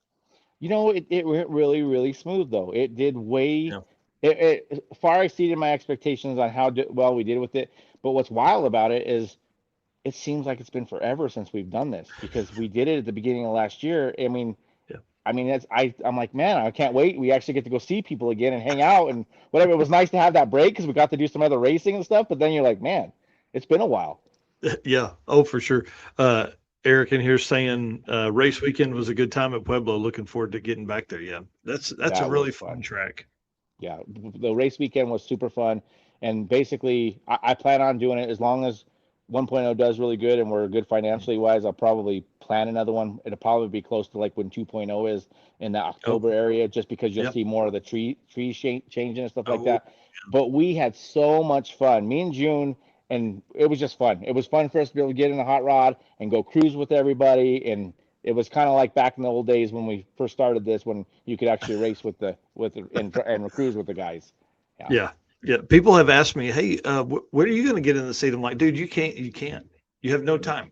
Like, you can if you want everything to burn down around you. Sure, you can. Yeah, just don't worry about it. But it ain't going to be there probably next year because people are going to they'll be lighting you at the torch or something. So. Oh yeah. I can't believe that guy was racing out there. We spent 2 hours in the lanes. Yep. Yeah, People don't understand. That's the part which people don't realize is there's so many things that we're spending our time putting out fires, and they're not big fires, but that's what makes the difference between a good event and an okay event is you have to be on top of those things, and you got to get on top of it and you got to get somebody to simmer down if they're upset, because then that just everybody's mood changes, and then sometimes I get upset and my mood changes. So whatever, it is what it is. Melissa jokes that she's going to put a balloon on me so she'll know where I'm at. She's like, don't let that guy get out of my sight. That's awesome. That's the way it goes sometimes. Well, let's talk about one thing people hear in this. You talk about Great Bend, Kansas. You talk about Kearney, Nebraska. You talk about Pueblo, Colorado. What kind of mileage are folks looking at as they come into Rocky Mountain Race Week? So generally, it's crazy because we've had some times where it actually landed right at 1,320 miles. It's been 1,400 miles. We don't actually know what the mileage is yet because we have not done the route yet. We have been super busy, and it's been crazy around here. So probably next week we'll go do it. You got plenty of time. You got 3 weeks. Yeah, 3 weeks. Yeah, that'll be, and we still have all the other stuff to do. But yes, and on top of that, we try to wait. Really, try to wait because it's such a long drive that one year we did the route 2 weeks before we were supposed to come, and Highway 14, they didn't just take one lane out of it to pave it. They took the whole entire road was gone. I'm not talking about just like milled. Like they took it all the way down to the dirt. And here we are running all these cars in this. It was ridiculous. Like I almost got the tow rig stuck because the millings were so thick where they had put it to the side. And it happened in 2 weeks from the time that we went in. So we try to make sure that we wait till the last minute to do the routes, just because you never know what these roads are going to be like. That's awesome. So now in that case, are you reaching out to volunteers trying to, hey, if you live up near Kearney, can you run this 200 miles of road? Or no, we're going to do the whole thing ourselves this time. Wow. Me and June are going to get in the truck and go. We have done that in the past. It does okay a lot, most of the time, but I want to try to get us out there during the week so we can actually get to some of these places we want to do the stops. We have quite a few prospects, right? But it's just a matter of what routes we go that is going to decide whether we stop where we stop. The one that we know 100% that we're doing is we are stopping at Mark Williams on the drive day from Kearney to Pueblo. We definitely will be doing that. There's some stuff out in the Nebraska, Kansas area that we have prospects, so we just have to get the route figured out to make sure if we're going to. I don't want to get everybody too far off the path just because it is so far of a drive. Yeah. I think Kearney to Pueblo is like 400 or something like that, right? Yeah, and it's going to be probably something like that because if you think about it, usually we stop at Banamere and then we split that. So this time we're going to try to kind of cut it across a little bit, so it's going to save a little bit of time, but you're still going to end up back out up in the mountains and come back down. So it's a journey, but for those that don't know, we have drive days. Like this isn't just you're done racing and you got to try to get there the next day, which we used to do that. Like you used to have to make it from one place to the other, and it was brutal. I drove my Nova, and we did that. It was definitely brutal especially if you started having problems. But since then, we've done drive days. And then the other thing that's different about this than you see at most events is we drive during the day and we race at night. And I love that. We do that for several reasons. One reason is there's not a time that I can remember that you drove all day and then got to the track and was like, man, I'm just too tired to go race my car. Because you're not going to do that. The other way around it is when you go there and you race your car and then you got to get in the car and go drive it, you get tired as you're driving. So and the other side of that is I've spent a lot of time in the middle of the night waiting for business to open to get a part. So when you're driving during the day, you generally can find somebody that's open, a shop or whatever, and you just have, and people are like, well, that doesn't make sense. You're you got less time. Well, you don't. The hours are the hours, regardless of which way you do it. It's just you got a lot more hours where you have daylight and places open during the day. Well, and I'll say this, Steven and his co-pilot Blake, they'll typically race and then they'll drive, say halfway to the next Right. track at night because you're on that level of adrenaline. I like the racing at night from a promoter standpoint, and Eric and I are even talking about this, like trying to figure this out for next year for the circuit because it allows for more people to come in, especially during the week when, like a national event like what you're running. Absolutely. You need that, 10 a.m. to 4 p.m. on a Tuesday is tough for folks, but 3 p.m. to 11 p.m. is great. One, for spectators, but two, the track gets better. It Dude, does. how many times have we seen somebody hang out all night long and then go a PB at the end of the night because the track is good because it's got plenty of rubber down. But then two, the temp has dropped 28 degrees and now the DA is great. Yeah, you got the best of both worlds where when you start in the morning, you only got a very small window. And I mean, it's right. The hours are hours. So, but it's still, you have more options as it gets cooler in the evening with the better air and the traction versus you can stay later if you just want to hang out and, wait the time to get it done versus, you may only have until, 11 o'clock or even 10, 11 o'clock and it may be too hot for you to get that pass that you wanted, the one that you really wanted in the daytime. Yeah, definitely. All right. So last question for this segment. Can people show up day zero? Can they just show up and tech? I'm going to say we've never turned anybody down. I did one time. We might have turned away maybe one person down. I went to go turn somebody down one time and they started walking away and I chased after them and brought them back because I was super upset that I was going to turn them away. So, and they've been with us ever since then. So, yeah.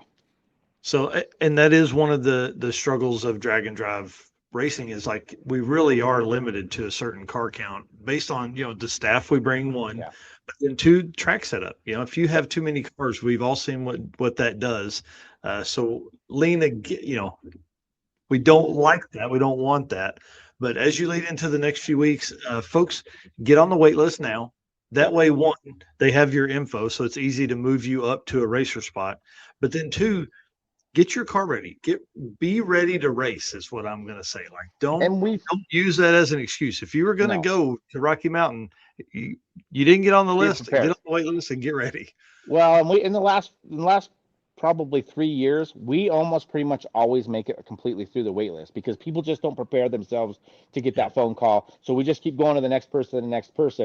And we all know this, and pretty much anybody that has anything to do with drag and drive promotion, you can almost bet that you're going to lose somewhere between, if I had to guess, 10 and 12% is not going to show up just because and they're not even going to tell you. No, I've done it. They're just going to, They're not coming. You thought you were going to have that car done. Time got away from you, and the next thing you know, it's just not done, and you don't go. I've signed up for stuff, and it's happened to me. It's happened to everybody, and it happens every year. But there's, I think the only years that, and when I did, I think have to turn that person down or whatever, and I went and chased them back.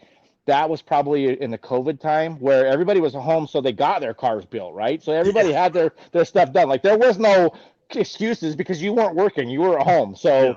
But since then, I think that there's always been an opportunity for people to get in. I can't always, we can't 100% say if you got 100 cars show up, well then you're probably going to turn somebody down. But realistically, you usually see maybe 8 to 12 people show up at the day of, and they're coming. We're taking you. So. And one of the cool things, sorry, this will be the last part of the segment, I promise. One of the cool things that is if you do show up and you do race with Matt, you're there on day one and you tear your shit up, you get veteran entrant next year. So you get the first crack at it the next year, which, I mean, dude, I love that. I think it's one of the greatest things. And it's why we do it at the circuit. Like, it just continues to build the community within that event. But it also, like, then hey, if I'm going to take a week off and I'm going to do a drag and drive, I'm going to Rocky Mountain because I know I've got a spot. Well, that's it. It's strategy on our part. I mean, that was what the beginning of it was because you're sucking them. You're sucking these people back into it. Like they're going to want to do that so they don't lose their spot. That's smart on our side of it. But not only is it that case, like it's not just about that for me. The other part of it is you're not just number, like Robert was saying. You're not just a number. Like now you have the opportunity. You can work on your car all year and build your car and get it faster and do whatever, and you know you've got that spot to come back to. Plus, on our side of it, what I look at it is the biggest part is it creates the culture of our event. You don't have a flood of people who don't know how this works. You know, you have other people that can teach them and show them what happens. So all those things are true together. Like it's just a huge way to keep everybody involved and just to keep the culture, and it's awesome. I wish that more places would do it. Oh yeah, for sure. All right, big shout out to Deechworks. Just want to say thanks to them again. Brought 2 cars to the circuit, both of them broke.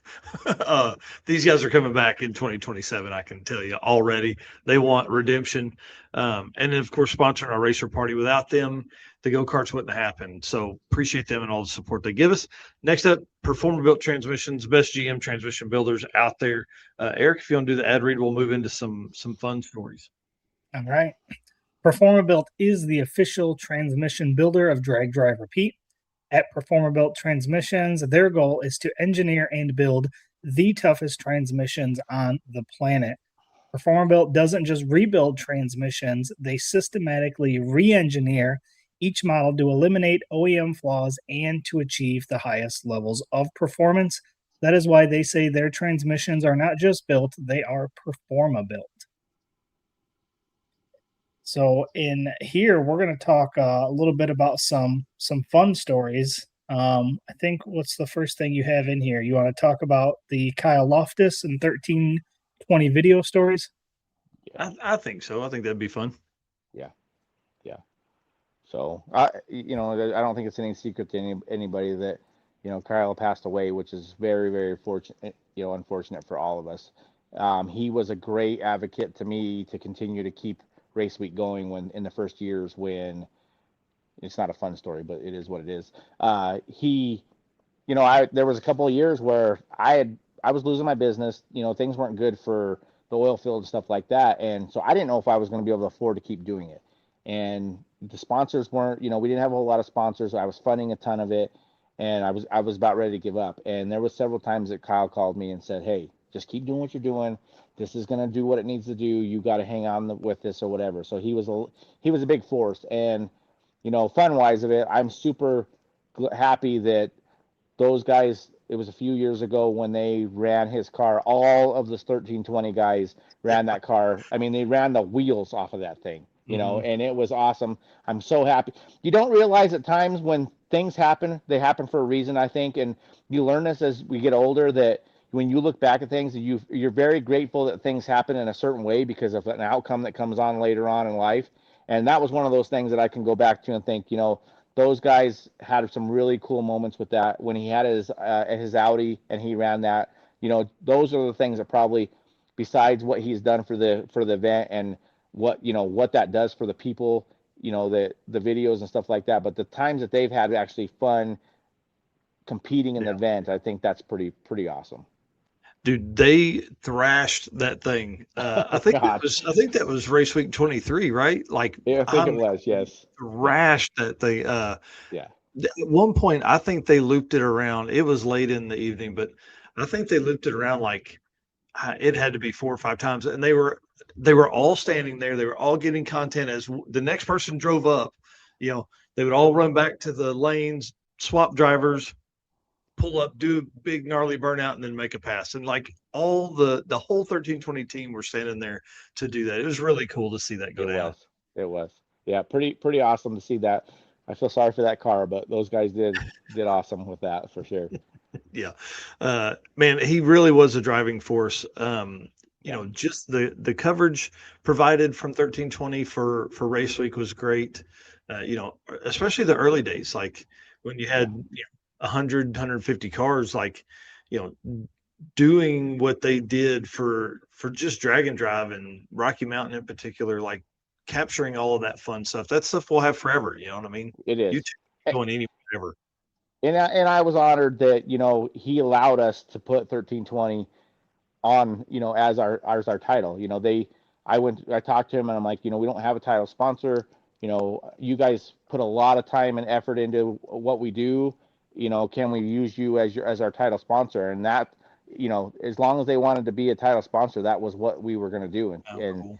And so that was my kind of way of, I was honored, and then also kind of felt like that gave back to them for what they did. But I don't think sometimes they even really understand the impact on like even the kids and stuff like that, what that did for them and how many stars came from the Dragon Drive because of their videos. I mean, and all of what we have as far as drag racing goes. I posted something the other day. Besides a national event, NHRA, a lot of what is today is because of what they did, what he did, and I, it's unfortunate. I can't even wrap my head around why things happen the way that they did, because,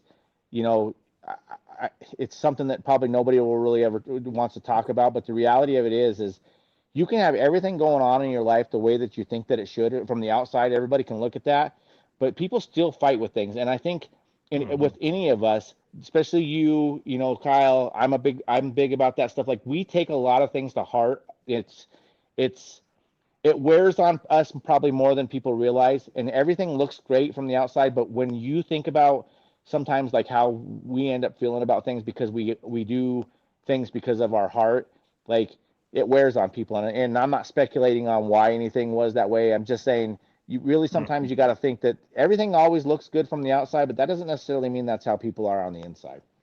Yeah, for sure. Yeah.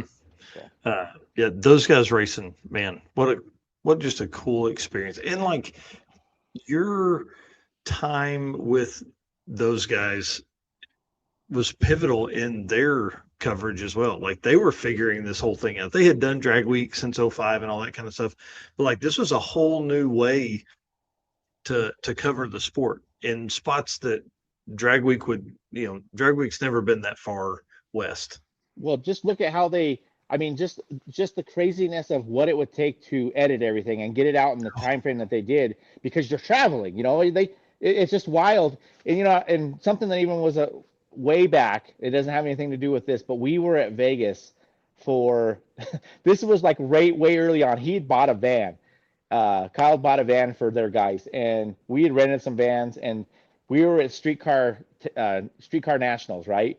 And burnouts were being done with the vans, like burnouts to like where there was no rubber, like the ground was gone because the tires were gone. And it was after that there was, I'm pretty sure that he had made a deal with basically those guys were not allowed to ever do burnouts in his cars anymore because everything was tore up. Like, everything was tore up. So, but it's just amazing to see how you're right.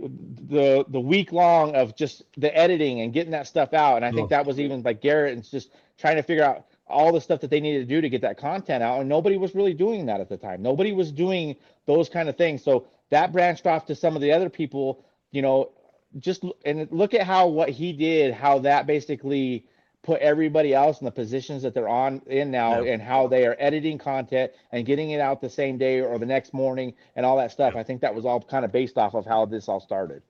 Oh yeah. I mean, the days of you going home and editing after you get to the house are over. It's just, I mean, that's why we hit Brian. Shout out to Brian, our video editor. I mean, he'll be working on this stuff tonight, while we get done with this. All right. Let's talk about some fun stories from Rocky Mountain Race Week experiences. The first one that's up here is Mr. Jason Hurley swapping engine in the Lowe's parking lot from the twin turbo big block in the Firebird to a carbureted RV that came out from under a bench that was in an RV. One of my favorite stories of all of Rocky Mountain Race Week lore. Well, he's always done crazy stuff like that. I mean, the bearings that they've rolled, I mean, that was wild. And it's, what's great is that's, I think, my favorite part of that, not only that they did it, but just the fact of that when people really pay attention and see where the gray areas are in rules. Listen, all rules have gray areas. And if you can figure out the gray area of a rule, by all means, and at least for me, do whatever you think to do, as long as it's within the gray area and it's not like actually breaking the rule. And he did exactly that. And I'm sure there were some people pissed that that's how that went down. But I mean, how are you going to be mad at somebody that took that much time and effort to, I mean, you're talking everything. Like everything had to be swapped over. You're not talking like this is just we're changing this motor for that motor. Like you had to think about how you were going to do this, what exhaust you were going to use, all of it. I mean, it's pretty awesome. Yeah, flip the manifolds over, bit some Yes. tubing up to get it out the car. No mufflers on a bone stock 454 with like a 600 CFM carburetor for 400 miles. It was pretty Yeah, awesome. could you imagine breathing all that nasty? I mean, it ain't Oh. tuned, so you're just raw fuel, just breathing that the whole entire way. Sounding like Yeah. a tractor going down the road. Oh man, it definitely did. And then had the converter from the turbo setup in it, and like that hated its life. He said it was so tight it was barely even stop. Yeah, good times. And we've had some pretty great ones like that. Right, I think it was the first year, Bob Ruppel, Big Block Bob, he lost a motor just outside of Pueblo, and there's a little cafe out there, and there was a place across the street that had a hoist, and they found some way to get a motor. I think it was a motor. He completely redid the motor. We've seen the Wilsons. They've blown up. Those guys have blown up some stuff. Oh, And dude, big time. There's some stuff that's come out of junkyards that they've stuck their finger in there and swiped the rocks and dirt out of the cylinders and in the intake and thrown the stuff together and got on their way, rear ends, trannies, like the stuff that these guys. And that was what I was concerned about even our first year is people going to do what the drag week guys do? Like, I'm like, there's no way. They're going to break down. They're going to load them up. They're going to go home. No, it wasn't like that. Like once everybody started getting rolling, nobody was going to do that. It wasn't happening. Oh yeah. Red Hat Scotty Motor Swap Club. Yeah, exactly. And I'm a very big advocate. I will goat you until I can get you to do something if I think that it's possible for you to fix it. If you see me come by your camp and you're probably wanting to give up, you probably just prepare that you're going to fix your stuff because I'm pushing you to fix it. So. Yeah. Yeah, you're a bad influence. Jason Hurley said, I wish I would have thought to put an externally balanced flex plate on it, though. Oh, it vibrated just a tad. Oh, man. Awesome. Vince Rui, turbo block-off plates for the wind. Oh, yeah. Yeah, Dustin Cottle's done that. We actually, Dustin saved the day at the circuit for Chris Paget when he swapped, his turbo, put it on there and drove it back to the track to get it fixed. I mean, dude, it's awesome. Yeah, there's that famous picture of single turbo on the back window. Yeah. And if you didn't know, you didn't know, but if you knew, you knew, So. I was in the group chat with Hurley and Nico and a bunch of those guys, and Nico said, hey man, just the multitude of axles in the Malibu and the ring gear. And he said, Matt was telling me last year, every time I was up at the water box, he was like, please don't break your shit. I said, I gave that man PTSD every time I pulled into the lanes. Well, I always prepared that there was going to be a Malibu, their G body. I don't know. I don't even know if it is Malibu. I think it is. Yeah. On jack stands with the welder out with the rear end cover off of it in front of the whatever bus or straight, whatever we were doing, So, yeah. Yeah. That guy went through some stuff. How about gas in the merch bus? Oh God. Yeah. We ran it out of fuel twice in the same week. So, dude. Well, it didn't have a fuel gauge when we first got it, and it has this screwy deal on it where for RTD it's got this deal and they just stick it in there and then it has this weird, it's like a weird fuel deal. We've got it all repaired and fixed now, but I'm thinking this thing's got like a 200-gallon tank in it. So I'm like, we're fine. So this is how dumb it was. We were at the fuel station fueling up my pickup, and I'm like, oh yeah, the bus is fine. We don't need to put fuel in the bus. It's got like 200-gallon tank in there. We get like a quarter of a mile from the freaking fuel station, and the damn thing runs out of fuel. That's awesome. And then the second time, the wind was blowing, headwind coming back, and luckily the Washington guys they passed us, and they had a big transfer tank, so they whipped around and come back. Nate and them whipped around and come back, and they got us fuel and got us going again. But it does have a fuel gauge in it now. But I have ran out of fuel a few times with the tow pigs over the years. It's not just the bus. Oh my gosh. The bus is awesome, by the way. We love the bus. Man, pretty cool. Listen, you've motivated me with the bus. I really, man, I've been deciding on what to do, and I think that's one of the best moves. Yeah, it's cheap, and the thing you got to think about is if you get it from a like RTD or one of those places, the maintenance program on that is excellent. They don't have a choice but to have it maintenance the way that it needs to be done. All I can tell you is don't put any electrical stuff in the bus. Don't mess anything with anything electrical the day before or the week before you leave with your bus, because it will cause you problems. We have had several times we've changed something and we were here for hours trying to figure out what got screwed up to get the bus to work again. So don't do that. That's awesome. How about some? Oh, go ahead. I was just gonna say the next thing here is the Barbie doll trophies. Oh yeah. So those might come back. We are thinking about next year maybe doing a comeback of those, but a better version of that. So the story is on that is our trophy guy didn't quite get the trophies done, and we didn't know what we were going to do. They were wet and they didn't turn out good, and he was on his way to deliver them and was in the back of the truck trying to put them together while he was painting them. I don't know what happened, but for some reason they didn't get done, and we didn't know what we were doing. And I'm just beside myself. I'm like, what are we going to do? So Janelle, my stepdaughter, June's daughter, she's like, Barbie dolls. And I walked away. I'm like, whatever. And I walked away, and then I'm thinking about it. I'm like, wait a minute, Barbie dolls. Okay. So I sent the girls went to go find every Barbie doll that they could find at every store. And I think that they probably thought they were crazy because there's 100 Barbie dolls, right? And I had them get silver spray paint and gold spray paint. I think that was silver and gold. And then I had them get tiles, like regular square tiles for your house. And then we got glue guns, and we're behind the trailer spray painting Barbies and hot gluing them to tiles. And that is what we sent out for. They weren't Barbie dolls. They were wallets is what we called them. They're wallets. Dude, that's so cool. Yeah. Mr. Jared says best period trophies period ever period. I've never wanted to win a trophy more. So they might come back. I'm thinking of an idea of where we could do them and make them so that they didn't. I'm sure that there was a lot of them that they probably didn't make it all the way home in one piece because the glue broke off or whatever. But for a little while, like people were making racetracks and they had their Barbie out there with the flag, and there was all kinds of pictures being made with these Barbies and stuff like that. So it was pretty awesome. Like it was a great way to end it without being completely humiliated because we didn't have any trophies. So. Oh man, Right. dude, what a great story though. You know what I mean? And it comes down to that kind of stuff, quick action. Yeah. Well, that's what they say. There's certain things that you're good at. You're not good at it just because you do it. You're good at it because you figure out how to fix the mess ups and still make it look like you knew what you were doing. So. Right.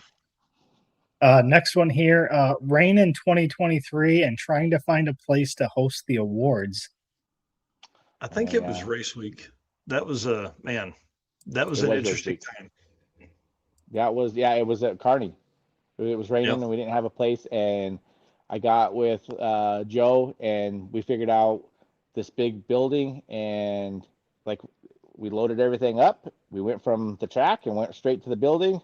Oh, and that was, I kind of screw things up sometimes. They thought the door was open all the way, and it was big enough that I could take the big 53-foot trailer right in there and turn it around and park it in there, and then we could take everything out of it. Well, they're yelling at me, so I'm thinking that everybody's yelling because we're coming in with the trailer. Like, yeah, no, they're yelling at me because the door ain't up all the way, and I took the freaking air conditioner right off the top of the trailer as I was going into the building. So, yeah, good times. But that was another one of those deals where we had to figure out something and we made it work. And we've had some issues too where the weather has come in really bad at Great Bend, and they've been really cool about the buildings that are on the other side of the track. We opened all those buildings and we had all 200 and some cars, 280 or whatever was there at that time. I think it was at the end, but they were all inside those buildings, and we did the awards in there. That was pretty cool too, that they just opened all that up and we put everything in there. That's awesome. Yeah, for sure. Yeah, what a fun. The last one here is the Havlic's transmission line repair. The Havlic's transmission line repair. When you drug the transmission line apart, was that? I think no, it was an oil line. It was oil line. Yeah. So my diaper or my pan holds the oil lines up underneath the car, and I still have them zip tied up there, even though that holds them up there. But we take it off when we're driving because of the heat. Try to keep the heat out of it. Well, me and Brandon are driving along, and all of a sudden we're starting to see oil pressure problems.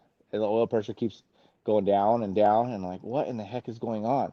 So we waited. It was crazy because it went like basically went from 10, and it's just a countdown. And right when it got to about 3, I clipped it off and pull over.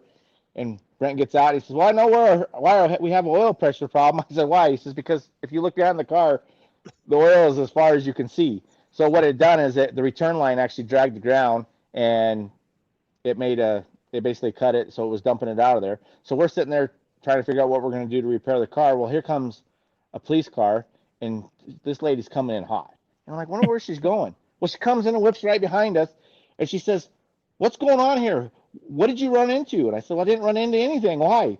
She's like, "Well, I got a call that there's a wreck, and why is there pieces of your car laying out all over the place?" I'm like, "Well, because it's broke down and we're trying to fix it." The hood was out there, you know. So, I mean, I guess if you come up on it, it might have looked like we ran into something because there's shit everywhere, but it wasn't. So she took a picture with us or whatever, and then we went. Luckily, there was somebody, I can't remember who it was, but there was a supply company that was on site at Havoc Steel. They had some of the fittings, and we coupled it back together, and actually we did really good because there was a wreck on the bridge, so everybody else was stuck at the bridge while we're repairing the car. And then by the time we got the car fixed and got oil, after we did the oil change and put it all back in there, we went right across the bridge while everybody else had sat there for half the day. So yeah, man, what a crazy time. What a crazy time. But we made it. I mean, it was just true drag and drive style. Like something broke, we fixed it and we made it back and we completed the trip. So yeah, because I think we pulled up like right behind you right after you had pulled over and got out. Yeah, we started seeing this line of oil, and we just, dude, I think it was 2 miles we followed it. We're like, this isn't good. Yeah. Well, I mean, it was time to change the oil in it. We had to race the next day, so that's just easy. We just were helping with, keeping the dust control, I guess. Right. Well, Braxton Carpenter says, for newbies, how much emphasis should we put on having a tight schedule? ? I mean, you want to stick to your schedule, and you want to make sure that it depends, I guess. It depends on what your vehicle is. If you're worried about having issues and stuff like that, you want to stay ahead of your schedule because it can, it'll get you. The nice thing about it is, don't think you have plenty of time. No, because it will bite you. I think the biggest part about it is just know that you plan your plan, how you're going to do it, and you try to stick to that. The nice thing about how our stuff is you always have, there's a little bit of forgiveness there because you do have your drive days, right? And then you have that drive day to get all the way to Colorado, and then we don't race until 3:00 the next day. So you not only have your drive day, then you have all of the next day if you have a problem. I think the biggest part is when you start looking at, like, when you go from Great Bend to Kearney, you only have that time to get from there to there. But the nice thing is as long as you get there and you're there within 20 minutes of, say, the track shutting down, you'll be okay to make your pass because especially if you've got a problem, because what we do have, but you can't do that every day. We have a deal. It's basically a get out of jail free card. It's a fast pass. And so if you come in hot, right, and it's at the end of the night, you don't think you're going to be able to get it, you throw that card out, you give that to Ron, you go into a lane. As soon as he can get you in, he sends you down the track. So that's the one time you can do that. But we have had guys, I mean, it's been right down to the wire where we've had guys drop the trailer in the staging lanes. Azim Sheik. Azim and Elite, I think they were in the Camaro one year, and literally 10 minutes till they pull in the car. I don't think he had a trailer then, and he is completely unloading the car. They're just throwing it on the ground, just throwing it on. They're like, swap tires, and they're both working on it. It was awesome to see. And they were a long ways away because they were here at my house changing the transmission. Like, they took the tranny out of the car, took some parts out of a tranny we had here, put it in their transmission, and they still had to drive. Was that to Bandimere or Pueblo? Was it Pueblo that they had to come in? Bandimere. So they still had to drive from here, which is still, with traffic, it's a couple hours to get to Bandimere from here. So, they had it down to the wire. But it even Keith DeCague, when way back, he had a Fox body Mustang, and he had nothing but problems. And they rolled up. They didn't even unload the car. They just dumped the trailer off of the off the car and went right up and clipped it, and that was just so they could stay in competition. That's awesome. Don McGinnis says, is Doug Klein coming back this year?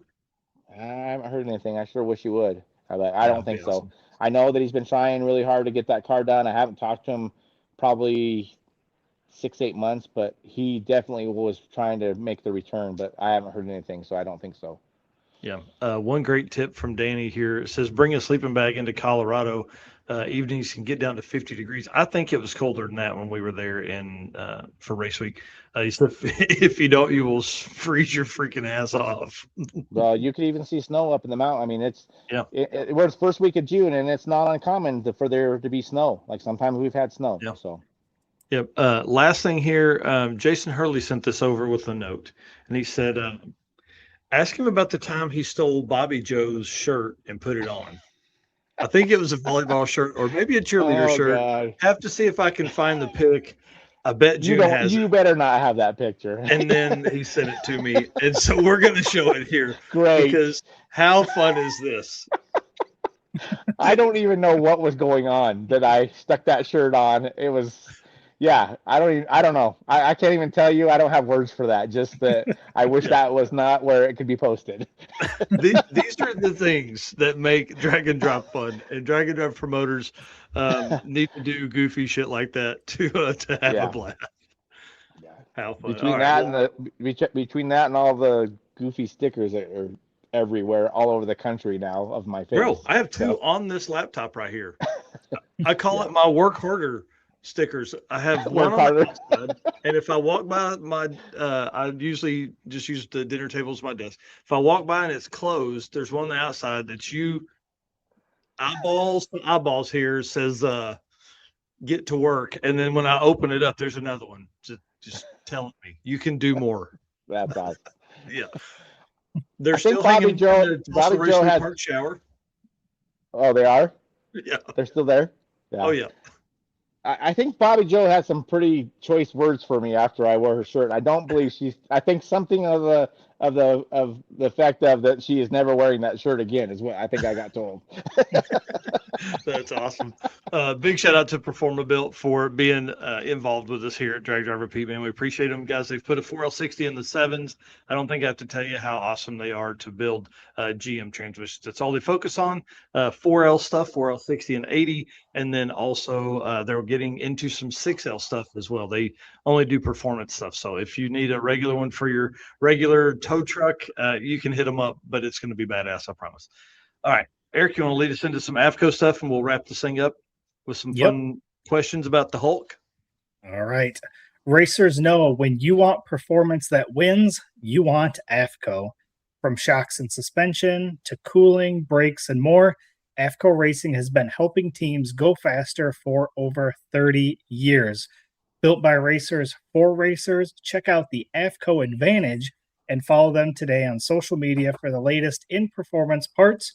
AFCO Racing, built to win. So first thing we're going to talk about here is you just made a post recently about making a change to turbos for the Hulk. So what is the setup on it now? So we went with some HPT twin 88s is what's on there, and those are some amazing turbos. The quality of those are something else, and we were actually going to try to go to something bigger. I was originally looking at like a 91, and we started communicating back and forth. They're very good people to deal with, and I gave them the horsepower rating and all the stuff that we wanted to do and the weight of the car, and they come back and they said, we feel like the 88's the way to go. So that's what we put on there. Brent Coddington is doing all of the hot side and cold side, and he's amazing. He just, I mean, the packaging on how he does stuff, it just blows my mind. We are going to have a little bit of, it's going to be a little difficult to get to the spark plugs on that car. They'll have to be coming in from the bottom, but there really wasn't no way to package it the way we wanted it to get the weight where we wanted it without having to sacrifice a little bit. Yeah. Wow. And it looks incredible. Yeah, he did a really good job on it. It's amazing. And that, I think, this is going to be it. I know you asked me something about if it had twins on it before, and it had. The original, it actually had a small block in it when I first did it. I was trying to go to drag week, and I put a small block. It was like a 415, and I think I had 76s on it at the time, and it just didn't make the horsepower that we wanted. It wasn't going to do what I wanted to do to run unlimited. So we never went, and we actually took the motor out of the car. We built a 632 and had Pro Mod 88s on it at that time. Now, we've learned a lot since then. And the technology is way better than what it was back in 2015. But the car weighed a bunch back then. It was like almost 3,600 pounds with me in the car, and we went 7.0 at 201 or 203. I can't remember what it was. Somewhere in the 200 mile an hour mark with it back then, and that was pretty impressive for what that was then. Now, with this setup, I mean, there should be no reason. We got we're gonna have to figure some stuff out. But I would see. I want to chase down that. If we can do a 640, 650, if we can get to that point, that's a goal, but I do believe that the car can do better than that. Wow, man, that's incredible. Will you be in unlimited or unlimited iron with that car? Man, it's hard to say. I mean, that it fits the unlimited iron, so that's probably I can't remember what I signed up for, but that's probably where we'll be, is in the unlimited iron. Yeah. So I guess that probably answers my next question. So drag week 26? Yes, sir. Yep, that's Hell our yes. goal. I have finished race week, but we just have never finished drag week, and something that's a bucket list thing. So I'm hoping this year we can get it done. Who knows? There's no way to tell, but we feel like we'll have our ducks in a row, and that's our goal. Our goal is to go out there this year and try to be in that 6-second average, whatever it may be at that point, but just try to be have the average be 6 seconds. And that car, the one thing about that car that probably some people don't realize, but that car is still an all steel car. The fenders, the doors, the hood's aluminum. It's a handmade aluminum hood. The only carbon on it is the trunk lid and the bumpers. But when you start looking at it as an all steel car and what we should be able to do with it, that's got to put that probably pretty high up in there as far as a street car that's still an all steel car like that. So that's cool. That's badass. Yeah.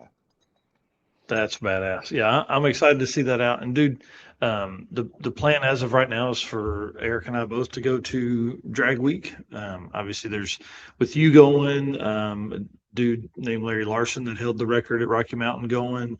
Kind of excited to see all of this come down. You know what I mean? Like, I think it's going to be really fun. This year is going to be next level shit. I mean, Ned Dunphy was on a couple weeks ago, and I mean, he said they are solely focused on a new record. So for sure. And I think what it comes down to too, I mean, we've talked about this before, and you know how I feel about the mileage stuff, but in this situation, I mean, it works out. It's definitely a shorter mileage too. So it'll give the opportunity for those cars to, maybe stay together and be able to do it. I know we need it. I mean, I need it to be shorter mileage just because of the motor that's in my car. I don't trust it yet. So if we can get the shorter mileage to make that happen, then no, it's fine. All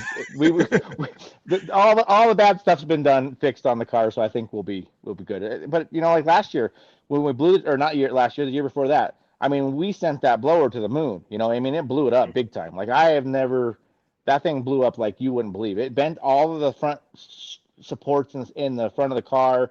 And then after we thrashed all day to try to get that thing put back together, and then realized we had transmission problems, you don't want to give up, but we knew what we were up against, and trying to get to where we needed to go at the next track, it just wasn't going to be possible. So this year, cross our fingers, we can actually get it done.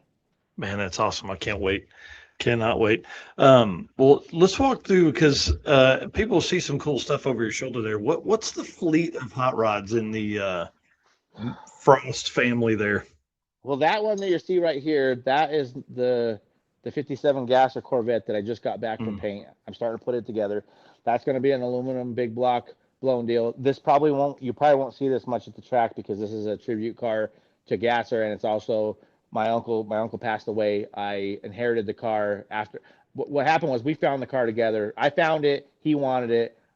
I let him have the car, but it was on the premise that if something happened to him or he was to sell it, I was going to end up with it back. Well, he passed away. I ended up with the car back. Now I'm finishing it the way he wanted it finished. Basically, my colors, some of my spin on it, but most of the stuff that's on there, fab-wise and stuff, was stuff he did. I've just done a little bit different things.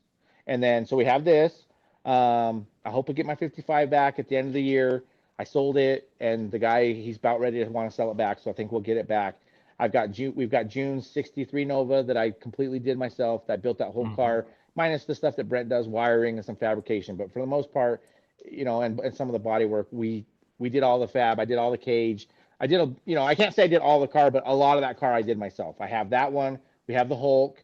We've got the 32 Ford Coupe that I've had since I was 26 years old when I built that car. That was the fastest Colorado street outlaw car for the longest time. I held the record here. And then I have my 72 Camaro that I gave to Cameron, my son. It's the orange one that I finished that run right out of high school. So we have all those. And then we have the boys. So Cameron's got the Camaro now. Easton's got a little Maverick. Tyson's got a Mustang that he ran at Mega Week. And he's building a little Chevy pickup truck with an LS and twin turbos in it. And yeah, so I mean, we've got a lot of stuff going on. And then I just started the Hilltop Speed Shop back up, so we're doing customer cars again, and we've been busy. I put a paint booth in the last couple months. Wow. I added on to the shop so that I can put all my hot rods in one shop, so that we don't have to keep moving them around for customers' cars. So, dude, that's awesome. We got a lot of stuff going on here. So yeah, and hosting 2 badass events, bro. And when do you sleep? And driving, yeah, I mean, yeah, not even the other side of it in your own stuff. Honestly, 4 to 5 hours a night is about what I get out of it. So the question is that what your body needs, or is that just what it's going to get? Kind of like mine. It's what it's going to get. I mean, if you want to do what I do, and you want to, I got big dreams and big hopes, and even today I got to think, I'm like, do you ever?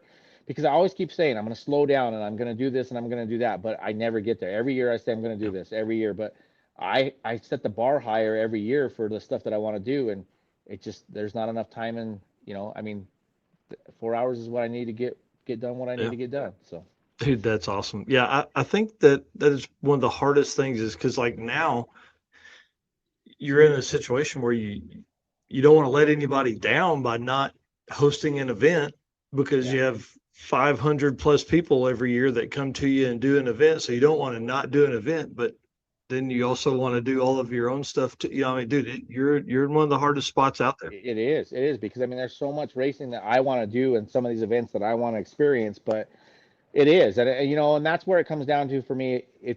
I love cars, like I don't know if when you watch Days of Thunder and Harry's talking to the car and he's involved, like that's kind of how I feel about cars, and if I could build everything that I ever, whether it was mine or somebody else's, like that is something that I enjoy. I enjoy racing it, but honestly, why I do race week and continue to keep doing it is just because of the people. It is just every year you're like, up to it, you're kind of like, man, it's a lot of work. But when you get done at the end of the week, some of it you're like, oh my God, I'm glad I'm done with it because of the people. But most of the point is you love it's just so awesome to see people. And what people don't, for me, it's like when somebody comes up to you and they're like, I just did my PB. And even if they're a 14-second guy or they're whatever, like that, to me, that's what it's all about. For everybody to be happy with where they're trying to get and their goal and all that. And that's what keeps me, that's what, and June's the same way. Like, we get tired and everything else, but it's that week that we get to spend with all the people that we spend it with, that's pretty, there's not a whole lot of people in this country that get to do that. And that's pretty special. Dude, very few. Yeah, if you put the numbers down, and Eric, we probably need to do this at some point, but figure out how many actual promoters there are. It's got to be, 25-ish, something like that actually host these events, because so many people put on multiple events. Yeah, man, that's crazy. We need some kind of committee or something that everybody can help everybody. I don't know if we'd all do that, but, I think there's definitely, the sport is growing to a point where, we need guys like you. And I just want to say, I appreciate you being like a mentor in this stuff for me, as we've moved from just a racer that was getting YouTube content to what we've built here at Drag Driver Pete. It's been pretty awesome to have somebody that knows it inside and out to be able to ask, Well, and we all learn. I mean, I learn every day, even just personally, on how to handle things and whatnot. Like, it's something that it's a learning thing. If you don't stop learning, I mean, if you stop learning, you probably don't need to do it anymore, but we all are learning. And one thing I can say is, I appreciate I don't get a chance to, I'm so busy that I don't get a chance to watch a lot of your guys' videos. I don't get a chance to watch a lot of anybody's stuff that they do. But all I can tell you is I know what you're doing and I know the work that you're putting into it.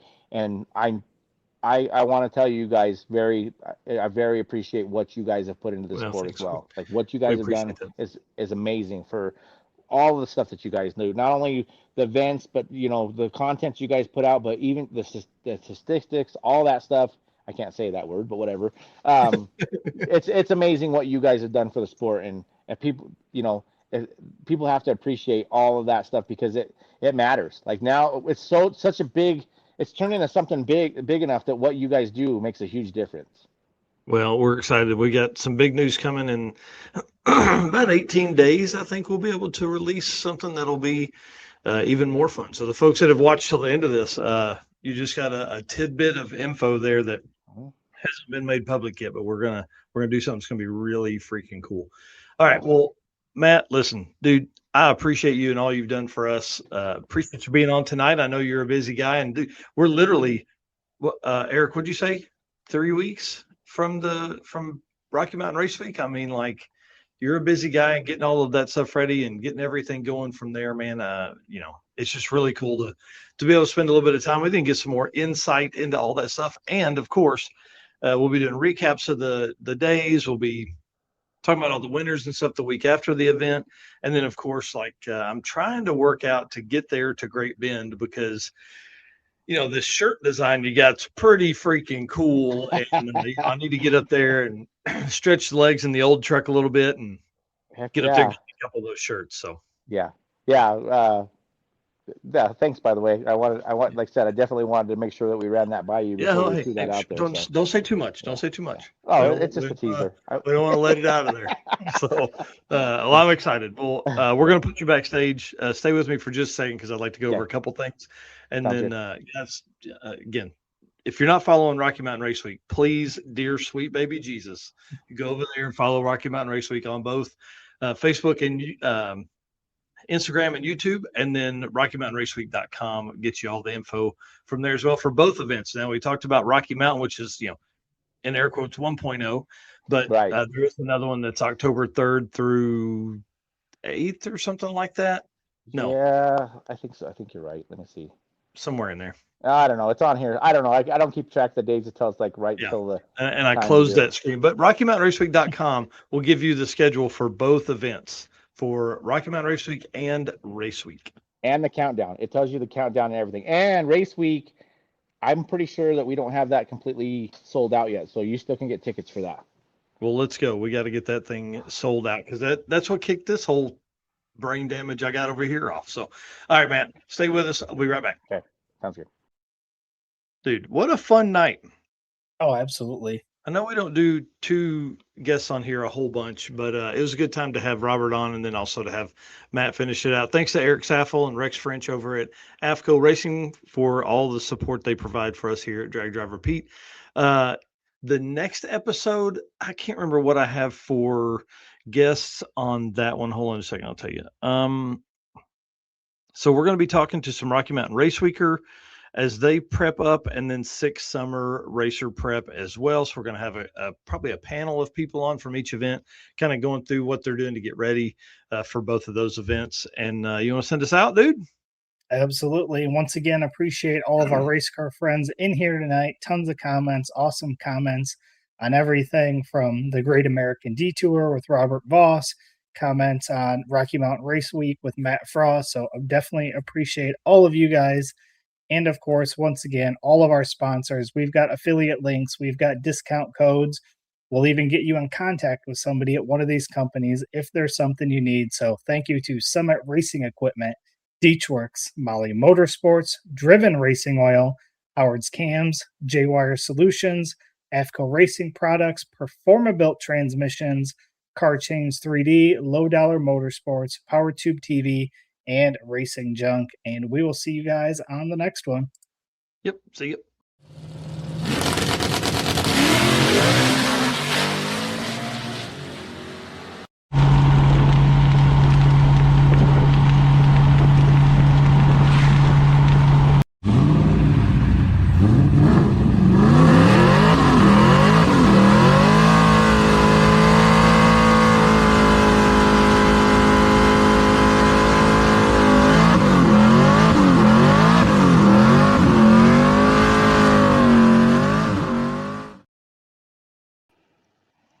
Dude, you're awesome.